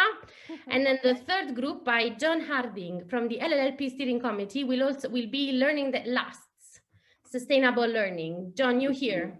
Yeah, I'm here. Fantastic. I feel like a TV presenter. Okay, so I think we are all ready to go. You'll be shipped to different rooms. I hope you enjoy them very much and you have a fruitful discussion. And you can continue discussing this. I'm so inspired that I will go and ask my family to actually eat pizza tonight with onion and tuna that I also really like. So I hope you enjoy some discussion and have a nice pizza later. So Andrea, ship us off. Thank you, Pina. Yes, Andrea. It takes a little second, so please bear with me. In the meantime, we can continue. We have veggie haggis also. I think to try one day. Haggis is lovely. The veggie one also? Tell us the truth, John. No, just the normal haggis.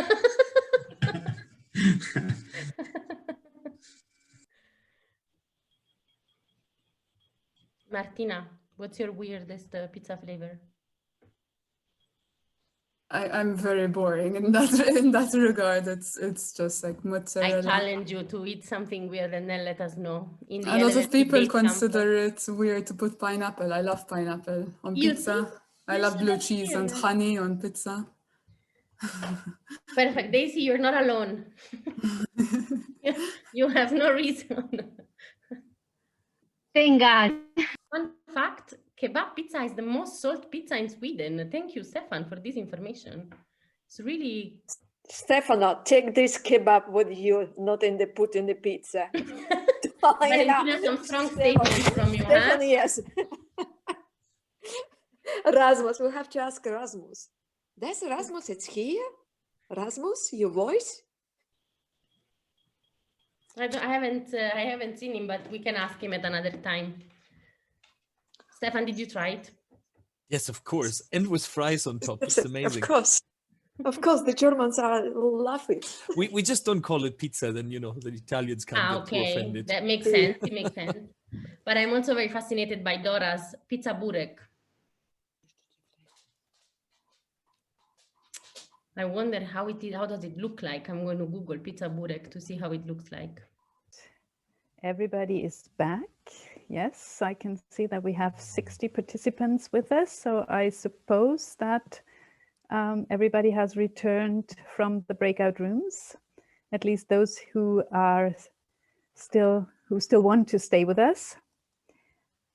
Thank you very much for interesting conversations. And I would now like to get back to the insight I promised you earlier today regarding the lifelong learning platform's development over these past 15 years. But before we do so, I'd like to invite you to another energizer. And that should be that you all write down on a piece of paper your mood for the LLLP birthday. You have 30 seconds to do so. And then please hold it up and show it to the camera. Oh, my goodness. Sorry, you broke up there. What did you say? This is a challenge. So your mood for the LLLP's birthday. Can you write that on a piece of paper? How do you feel about it? And put that up to the camera. I've got to find paper now because I'm all digital, so. Okay. You're only digital. Okay, so I can see curiosity. Yes. What else do we have here? If need be, you can also write it in the chat. We will have a look there here. If that doesn't work, let me see whether mine comes up. Can you see that?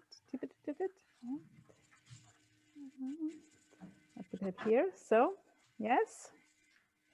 I can't see yours, John. You have to try and hold it. Hang on, I've got to see my screen. Bear with me. Oh. Yeah. I can't, because I got the screen bit. I don't know where to go. Excited. I can see excited. Do I have any others here? Yeah. Credibility. Okay. Very something. Let me see. Very happy. Very happy. Very happy. Okay. Very good. Excited. Very happy. Hopeful. Yes. I can see that in the chat. Wonderful. I wrote proud, Arya. You can't read it, perhaps? No, I can't read it. Thank you, Shanti. Proud. Very good. Rosa, can you say it? I can't. Ah, yes, now I can see it. Very good. Okay, perfect. Wonderful. Yes, thank you so much. I have some more here in the chat. Challenge. Good ideas. Yes. Wonderful. Well, thank you all very much for your contribution here. This is really nice. And if we look back at those 15 years of the Lifelong Learning Platform, we can see that actually a lot has been achieved ever since the beginning. In 2006, the European Parliament and the Council of the European Union adopted a council recommendation on key competences for lifelong learning. And also many organizations have joined the platform ever since the beginning. There are more than 40 members currently who are pursuing pretty much the same goals in different sectors: vocational education and training and adult education, schools and universities, representing teachers, trainers, pupils and parents, students, and many other actors active in the broad field of education, covering the formal, the non-formal, and also the informal side of learning.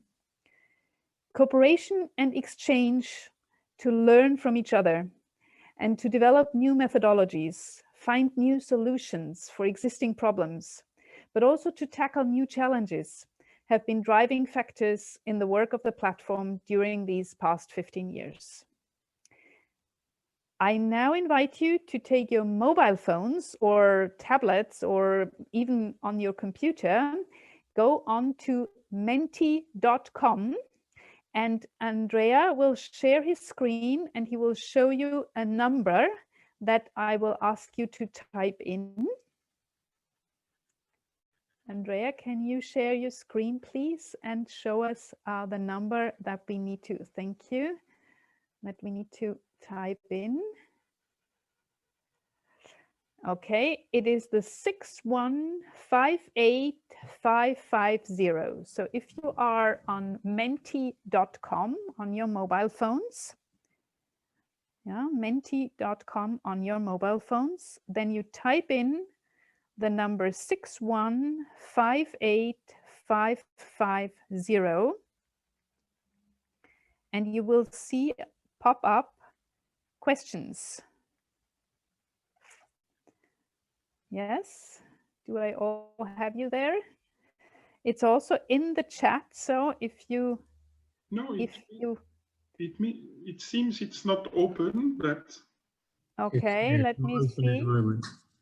It will open in a moment, definitely. Try again. 6158550 and 0. Oh, and it is open now. Yes. Well, it asks you for your name so that we can identify you. And then you can join the quiz. So there are 5 questions that we ask you.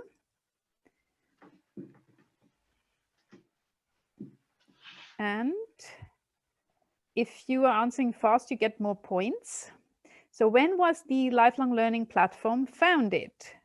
The 30th of November of 2005, the 3rd of February 2005, the 1st of January 2005, or the 30th of February 2005. We have a David. Yes, you have David, but David is playing on his own phone. You are back at your own place, so you should answer the question by yourself, Valentina. Okay, we have 30 people for the 30th of November. That's unfortunately not true. The 11 people who voted for the 3rd of February. Yes, very good. So that was the right answer. Next question, please.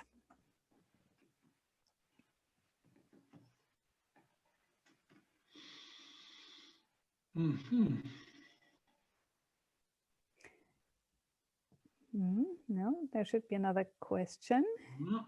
Let me see.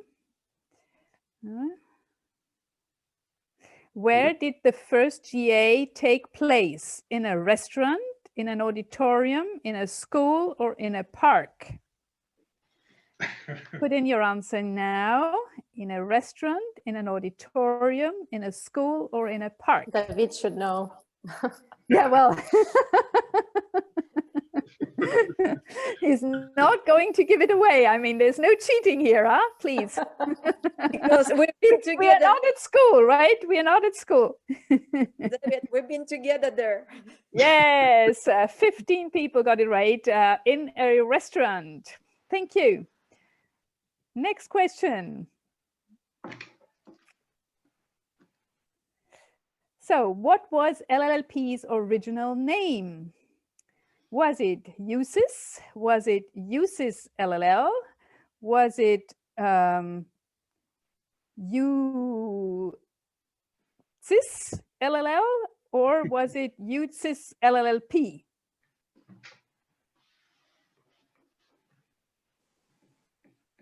So was the name UTSIS, USIC LLL, USIS LLL, or USIS LLLP? And Yes. we have the, again, we have 15 people who got this right. It was the European Civil Society for Lifelong Learning, and that was USIS LLL. Perfect. The next question, please.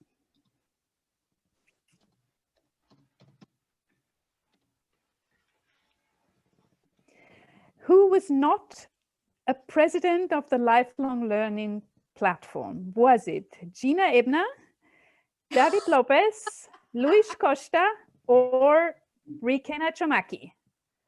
Everyone's going to answer it now quickly.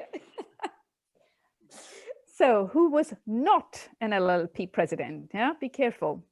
Gina Ebner, David Lopez, Luis Costa, Rikena Chomaki.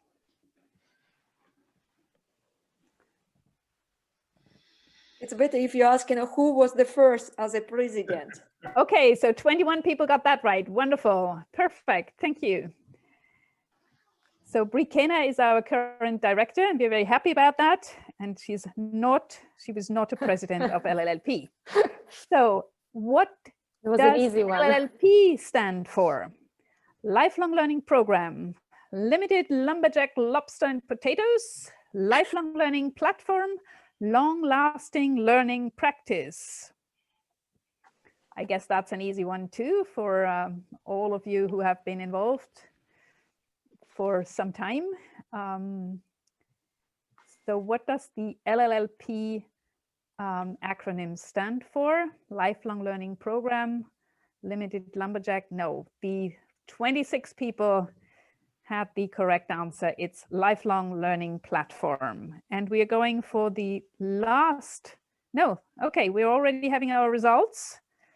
So Rikena was the fastest, 4,650 points. I shouldn't have participated. Exactly. So the next one was Pauline, and then there's Eric, Francesca, Andrea, Jessica.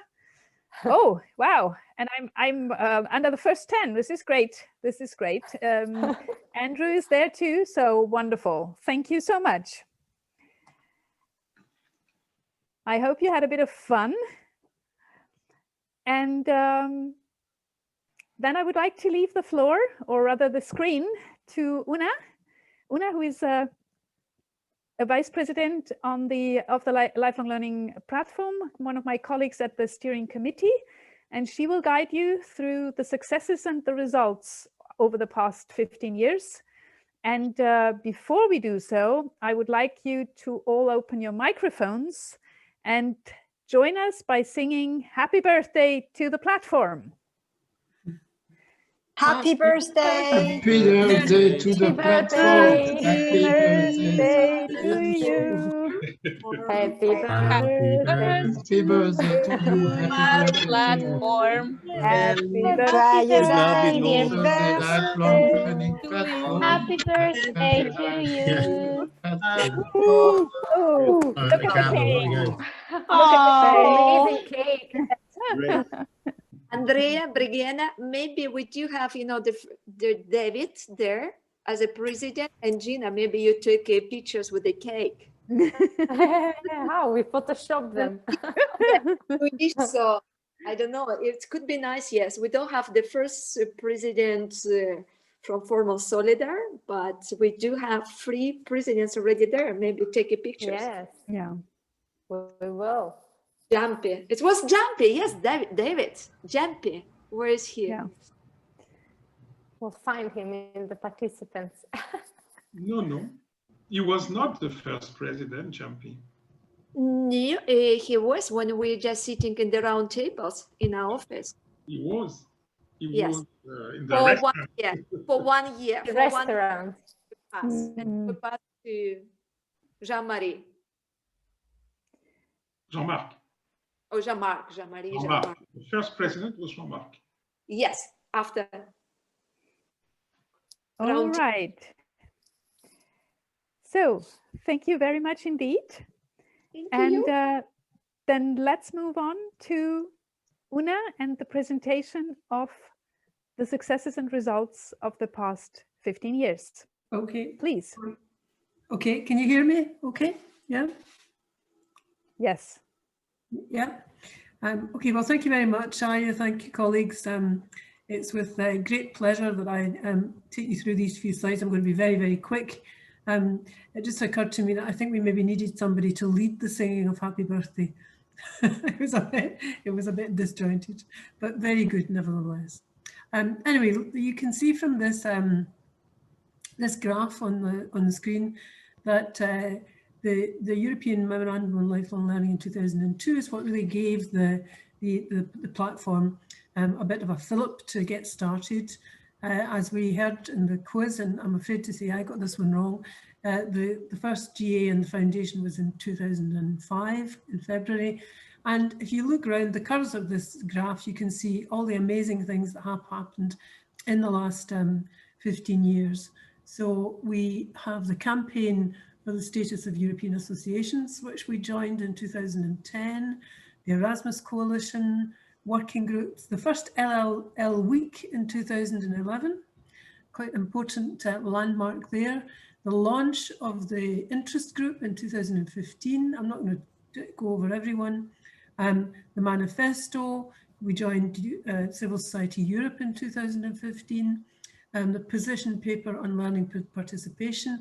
And then I think, as you see, we get more policy driven as we, I don't know whether that was with Andrew joining or not, Andrew, if you're there, but we certainly become after 2015-16 much more driven by policy, which is great.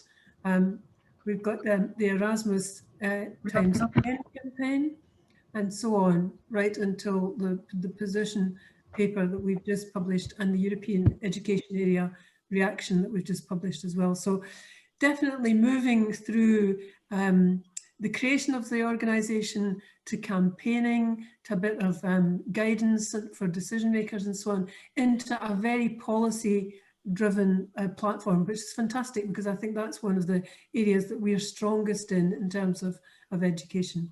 So yeah, that's a graph of just the achievements of the last 15 years. And look at the membership. It's grown from what many is that, probably 2 or 3 in 2005 up until 42 members as of last year. And as I think you said earlier, Arya, with a couple more organisations going to join at the next GA. So growing the membership all the time. We're 5,475 days old. And this is a brilliant graph. I loved this when I looked at the presentation. Just by looking at the dots, you can see all the things that we've done. So higher level meetings, really important for the platform, policy statements, as I mentioned, milestone events, projects. And I think you also said, Arya, to begin with, we're in over 10 projects with partners across Europe, and more projects to come. I think that's a real strength of the Secretariat, that they get us involved in so many projects. They're able to connect up the organisations and bring them into the platform to run European projects. And of course, policy papers and campaigns. Yes. And here's another interesting one. As social media has become a real thing in our world, we've grown in terms of the people we can reach out to. So more than 25,000 people following the platform, either on Facebook, through MailChimp, through Twitter, LinkedIn, Instagram. And of course, what we're all using, and I think that's been a big learning curve for me in terms of technology, is using all these things like Basecamp, and there's a whole pile of them. Pali, Yammer, Flickr, all these things. So 25,000 people, that's astonishing. And maybe when the next time we talk about this, it'll be 50,000 people, given the situation we find ourselves in. So fantastic achievement in terms of the reach of the platform. So the highlights for me, the campaigns, the policy papers, the reach, it's an amazing achievement in just 15 years. So thank you, Arya. Thank you very much, Una. And I would now like to ask whether any of our former presidents or if Audrey is here, our former director, would like to come in and share just a few words on their personal experience with the platform. Well, David, yeah, did you? Yes, yeah. Well, very few words. I'm very happy to see all the very good job that is made by the platform. Of course, since the first restaurant where we were 5 or 6 to now, where you have all these activities, it's fantastic to see this importance. Probably what is very, very important is that the platform have been always in this idea to be the voice of the civil society for education and lifelong learning in Europe, and we have not changed. Despite of the difficulties, the problems of money, the problems of recognition and so on, we have always been in this way to be the voice of civil society and to be really in this political, in the good sense of political way of the platform. And I think that the staff and the new board does really a very good job. Thank you. Thank you. Thank you very much, David. I don't know whether Gina is still here. No, Gina has had to leave, but All yeah, right. she was Okay. saying that she was very sorry to leave, but yeah, she's not here at the moment. Sorry for that. All right, no problem. Well, thank you very much. In any case, I would then invite Susanna to present the LLL Awards. We are very happy that despite all the disruption with COVID and so on, we received quite a number of projects, and that we can share with you the winners in our different categories. So Susanna, please, over to you. Okay, thank you. Hello again.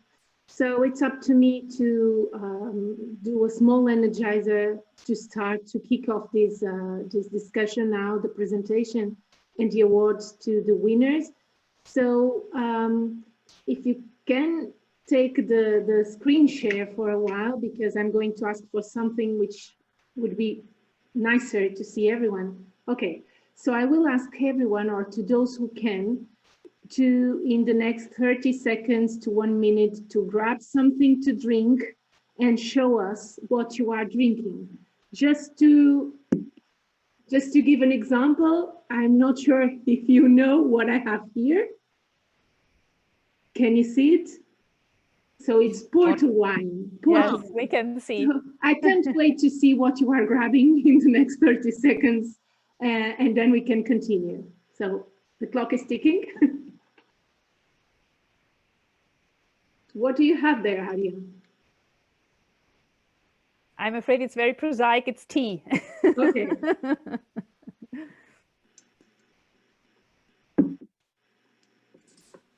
I don't think I can drink it works, so mine's just water. Okay, water. Oh, Brikena, what is that? Beer from Belgium. Brikena wins with pastis. Yes. Can I come there, Brikena? From Catalonia, cava, champagne. Champagne. Well, it's great also to have champagne because we are celebrating lifelong learning. So yes. Who else? What do you have, Jean-Marie? Water and wine. I have a water. I'm not drinking anything. And I'm not drinking. I need Susanna, champagne. Valentina, so sorry for you. Susanna, you have to come here. Gina is not here. Not too close to me. Yes, I'm running. So cheers to the participants and to the winners. Cheers. Okay. Cheers. So, yes. In the meanwhile, we can continue while you drink. And of course, I think most of you already know that the Lifelong Learning Awards aim to celebrate creative and inclusive partnerships. And this year, it was not a surprise. we also had many, many good projects. We also aim with these awards to give some visibility and recognition amongst peers for relevant practices which we all know are happening around Europe. Finally, we also want to provide inspiration to others, both for practitioners and also hopefully for policymakers, which is our challenge. For this year, the general theme, as you can see in the screen, was lifelong learning for sustainable societies. Of course, as this topic was very, very broad, we have foreseen 3 categories included in this broader theme. So the first one was learning that empowers, the future of learning, learning that matters, the future of skills, and learning that lasts for sustainable learning. We are happy to say that this year we have received in total more than 100 applications for the awards, which means, of course, that we are very alive, and lifelong learning is also very alive. And these practices, these projects cover more than 30 countries. And while taking a careful look to the projects, we can see that most of them, they cover at least 3 or 4 countries each. So they are not, although they are promoted for one institution in one country, they often cover more than 3 to 4 countries. So you can calculate very easily how broad can the projects go. So before announcing the winners, I would also like to give a word of thanks to the jury members that allowed us a more suitable and inclusive evaluation of the projects. I'm not sure if I have all the jury members here. I will ask them to say hi if they are there. So we had Tatiana, and let me see if I can pronounce it correctly, Tatiana Babrowskine, member of the European Economic and Social Committee, Jonathan Michi, professor at the University of Oxford, Riley Lapalan, Director of Advocacy and Policy in the Finnish National Platform of Development NGOs, Isabel Carvalhais, a Portuguese MEP, and myself on behalf of the steering committee. A big thank you to all of them. I'm not sure if they are there. If they are, can they please activate their sound and say hello at least? I don't think so. So now let's release the drums for the announcement of the winners. There are no drums, I suppose. Andrea, have you provided the drums? And the first winner is on the category of learning that empowers, the project Migrate Ed by We World Institution Association. The second practice that was awarded on the category of learning that matters is the voluntary youth work recognition for employability, the project. We will have representatives of these projects to give us some words about their inspiration to have so many good projects. And the third, I'm not sure if you can move to another slide. The third project is Learning That Lasts by, and the name of the project is Todos na Rede da Natura 2000 by Keep Association. So I would like to congratulate all those who were involved in these 3 projects, and I would now give the floor to the winners. First of all, I understand that we have Camila from the We World GDC to give us some explanations about the projects. Yes, I'm here. Thank you very much. Thank you very much for the presentation. Yes, I'm Camilla Serlupi and I'm working with WeWorld GBC. It's an Italian NGO working at international level. And I'm responsible of the project Migrated, I pronounce in this way. And first of all, thank you for the invitation and for the award of the Lifelong Learning Award of this year. And the way I decided to present the project is not only but with a brief pitch, but also with short videos to make the presentation more interactive in the name of the media education. What is Migrated? Migrated is a 3 years Erasmus Plus project which involves 9 European partners in 5 European countries. It aims at disseminating good educational practice on global citizenship education and on the teaching on the topics of migration, human rights, and intercultural dialogue by using technology and audiovisual materials. The project is addressed to the whole educational community, but firstly, and especially to 2 key actors that you can see in this slide. First of all, the youth, both European, but also migrants, both from the formal institutions and non-formal education sectors.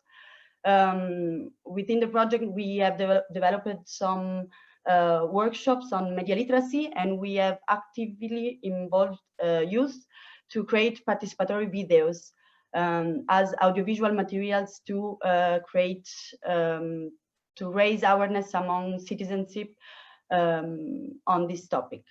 The other key stakeholders we have involved in the project are teachers, trainers, and educators, so representative of the formal and non-formal educational system. And we have foreseen cascade training approach. I would like to show the video because it explains more specifically the participatory video methodology we have used, and so enjoy it. It is in Italian, but with English subtitles.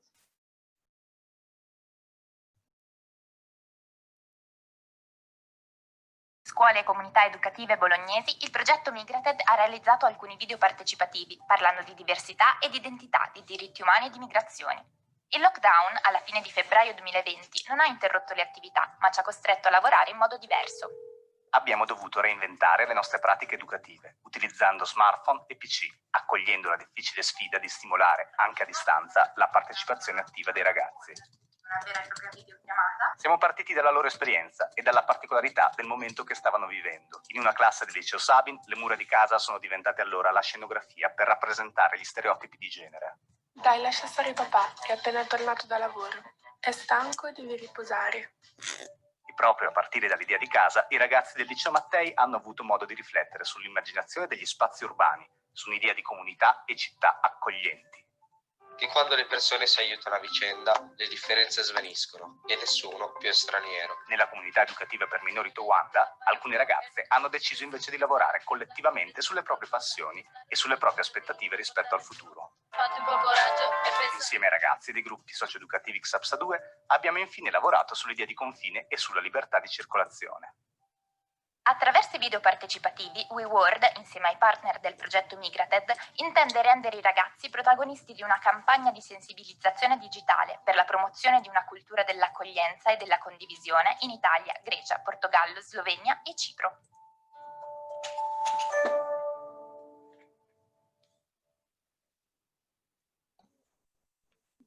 Okay, I hope you have enjoyed it. The last part of the video shows how the educational action is absolutely linked to the awareness raising, so to the communication action and also to the advocacy action that the project is addressing to not only citizens but also to policy makers at national and EU level.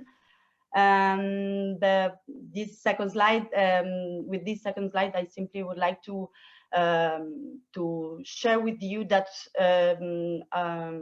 with this award, and also sharing with you this information and this practice is an occasion to not only disseminate and scale up good practice on global citizenship education, also promoting innovation, but also to raise awareness and advocate, and to especially find synergies and collaboration with other civil society organizations. And because, and we can pass to the other slides, our idea is to give continuity to this kind of action. Indeed, the project is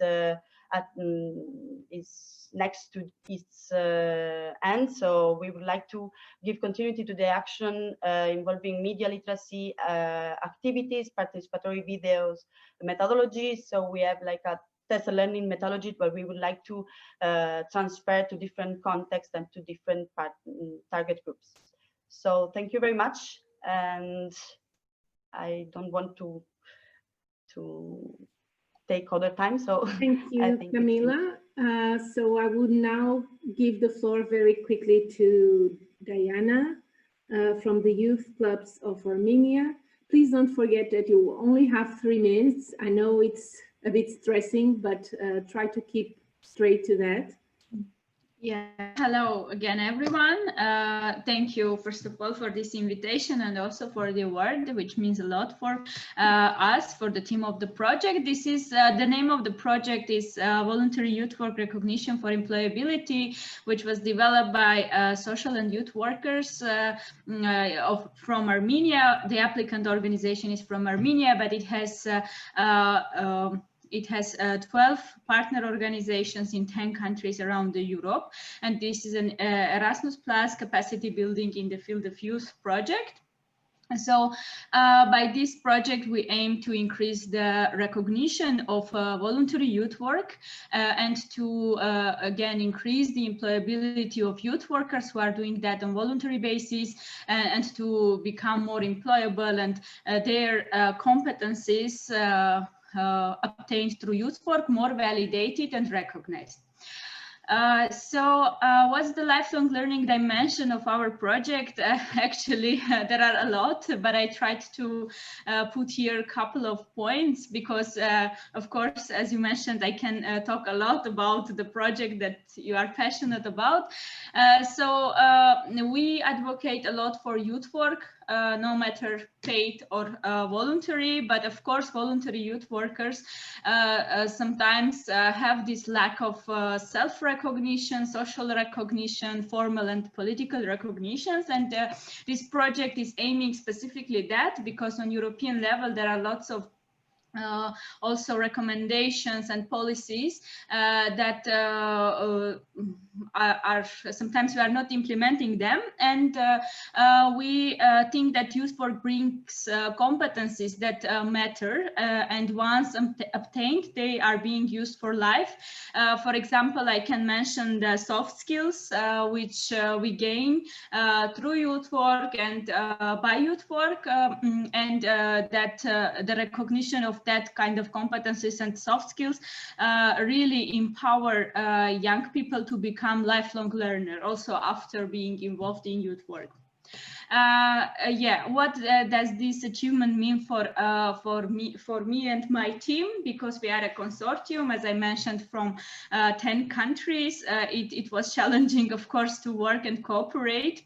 It was the first time to partnership, but teamwork within an international consortium succeeded. Then our effort and energy that we decided from the beginning not to make this another Erasmus Plus project, but to really bring this quality.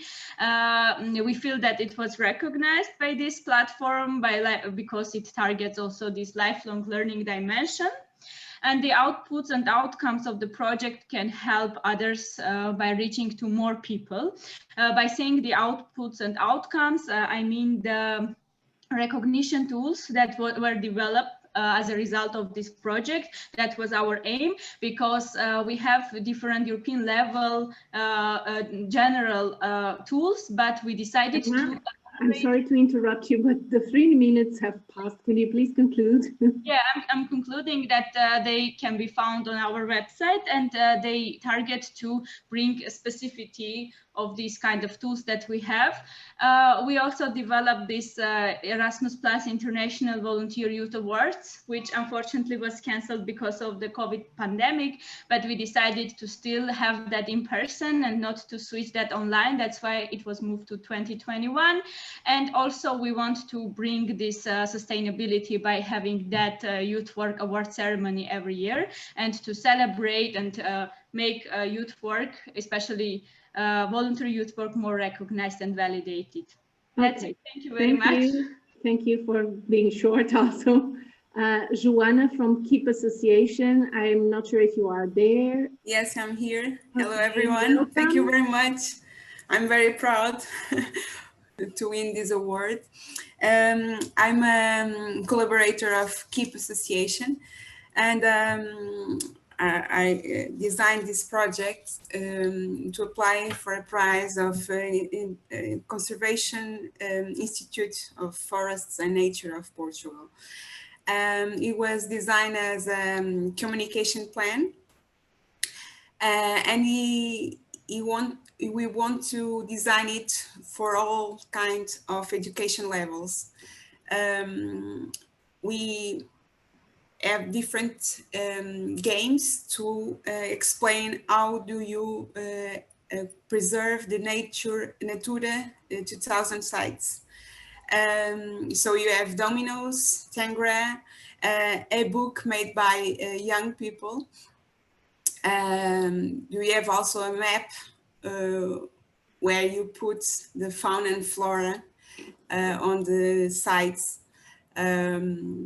where they belong to. For the children that are more older, you have photograph contests. So it was really nice to have these achievements. Lots of students didn't know what was the Natura 2000 areas. So after this, they start to recognize that they have different areas near their school or their house that they didn't know. So they start to do something to care about that areas and visit them, because some of them didn't know that areas. So this achievement means the knowledge sharing, the dissemination of these areas, and inspire new practices and policies to attract public to these spots. You also have free materials in our website that you could use. So you can also do in your country, because you also have Natura 2000 areas. We also would like to promote these education sessions to other schools, because we only have the opportunity to do with 200 schools and only 100 sessions.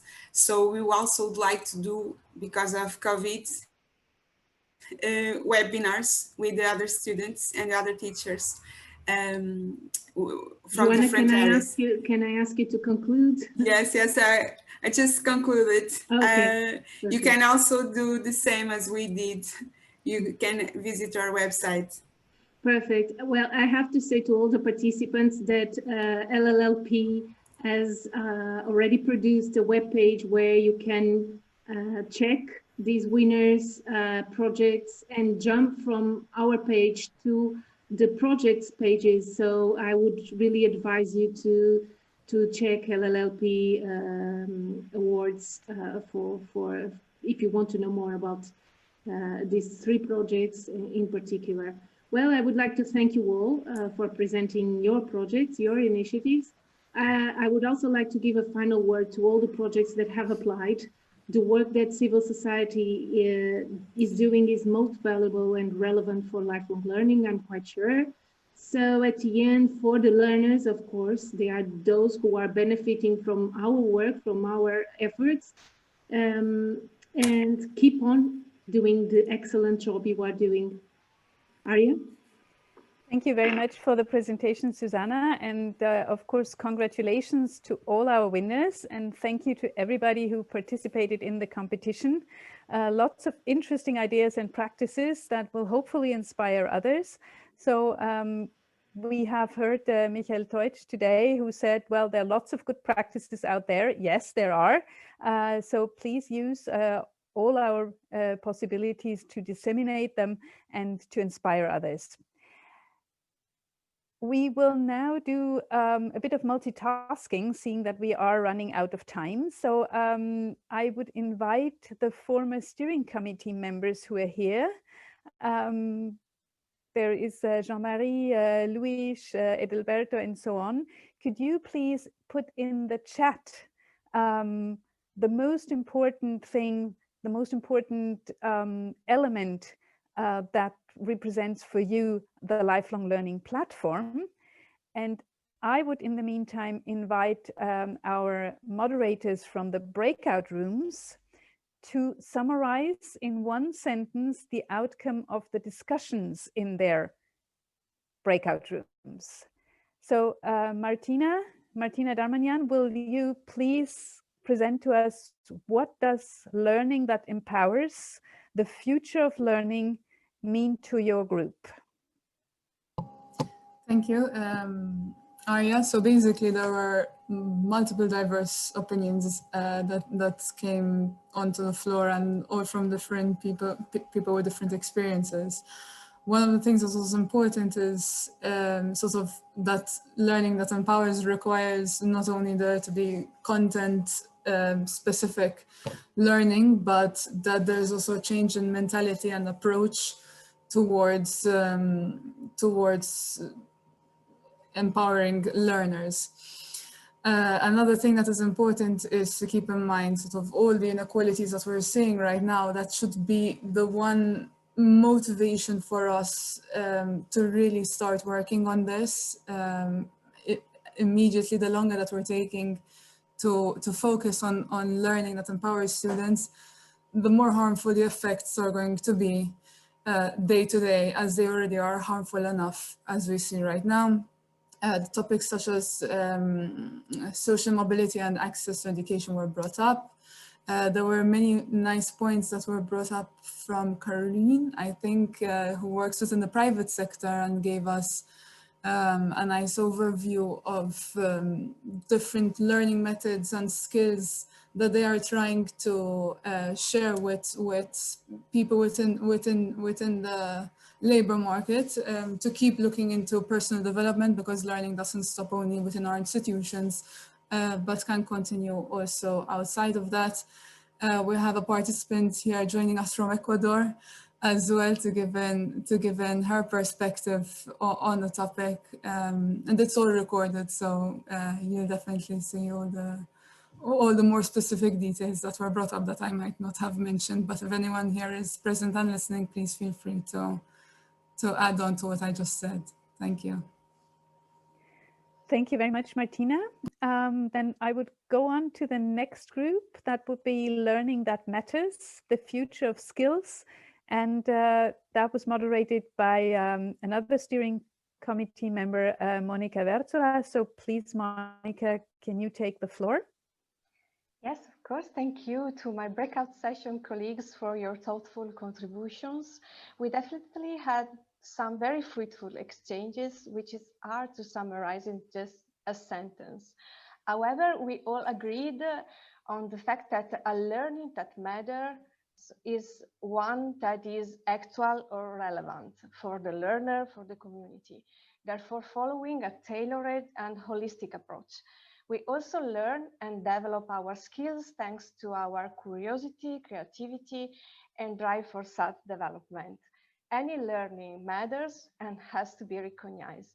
Thank you. Thank you very much, Monica. That was very comprehensive. And last but not least, John Harding will report on learning that lasts, sustainable learning. Yeah, Please, thank you. John. It was thank you very much. It was an interesting session. So thanks to my support in the session that sort of put it into a few contexts. So we had quite a few discussions. So what really come out was about the learning process that stirs interest. I think the other thing is exceptional value of learners, hence in the motivation. I think what really come out is about enjoyable learning. I think that come out a little bit as well, a lot of the session. And to use different circumstances like discussion of soft skills, transversal skills. But I think for me was putting the forefront of that learner first on about that journey means not all about testing. It was all about the learner journey as well, and about the enjoyable and the interest and the curiosity that people get for learning. So that's what I've summed up. I probably missed a little bit. Does anyone in my session that's in here would like to add anything? Because it was quite an interesting session. I really enjoyed it, even though it was a short period. So I don't think there's anyone like to add. Well, thank you very much, John. I guess that was probably the most difficult group after the keynote by Stefan Sterling about the sustainable education. I was fortunate enough to be part of that group, so it was a very interesting conversation. And thank you for leading it. Very well done. And a big thank you to all of you who have been participating so actively in all our sessions this afternoon. I know this has been a long afternoon due to the fact that we are all on the screen here.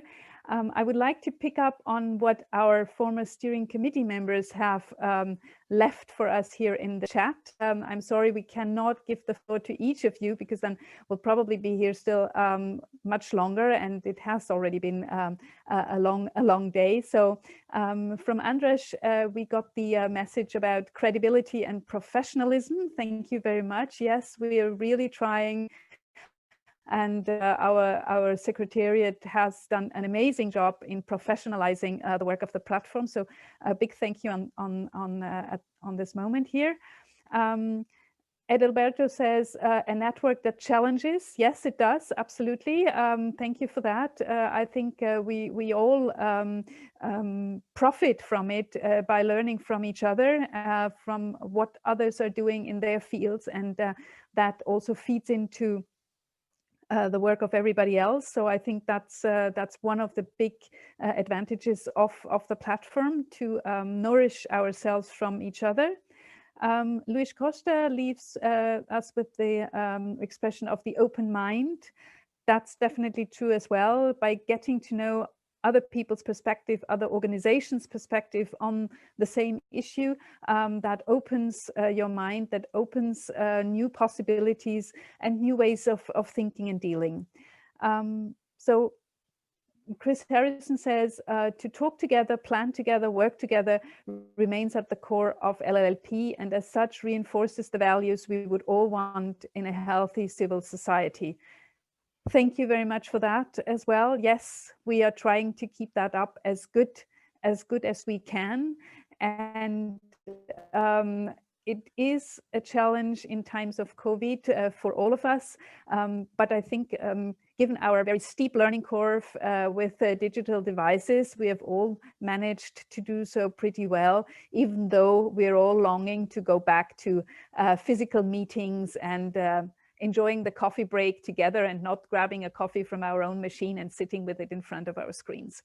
So we warmly invite you to also join the other events that will take place during the Lifelong Learning Week. You find an interactive calendar on the website, and you can still register for the events. So please use that opportunity. Please also share that calendar with your colleagues and friends and anybody you think could be interested. There are absolutely wonderful sessions coming up.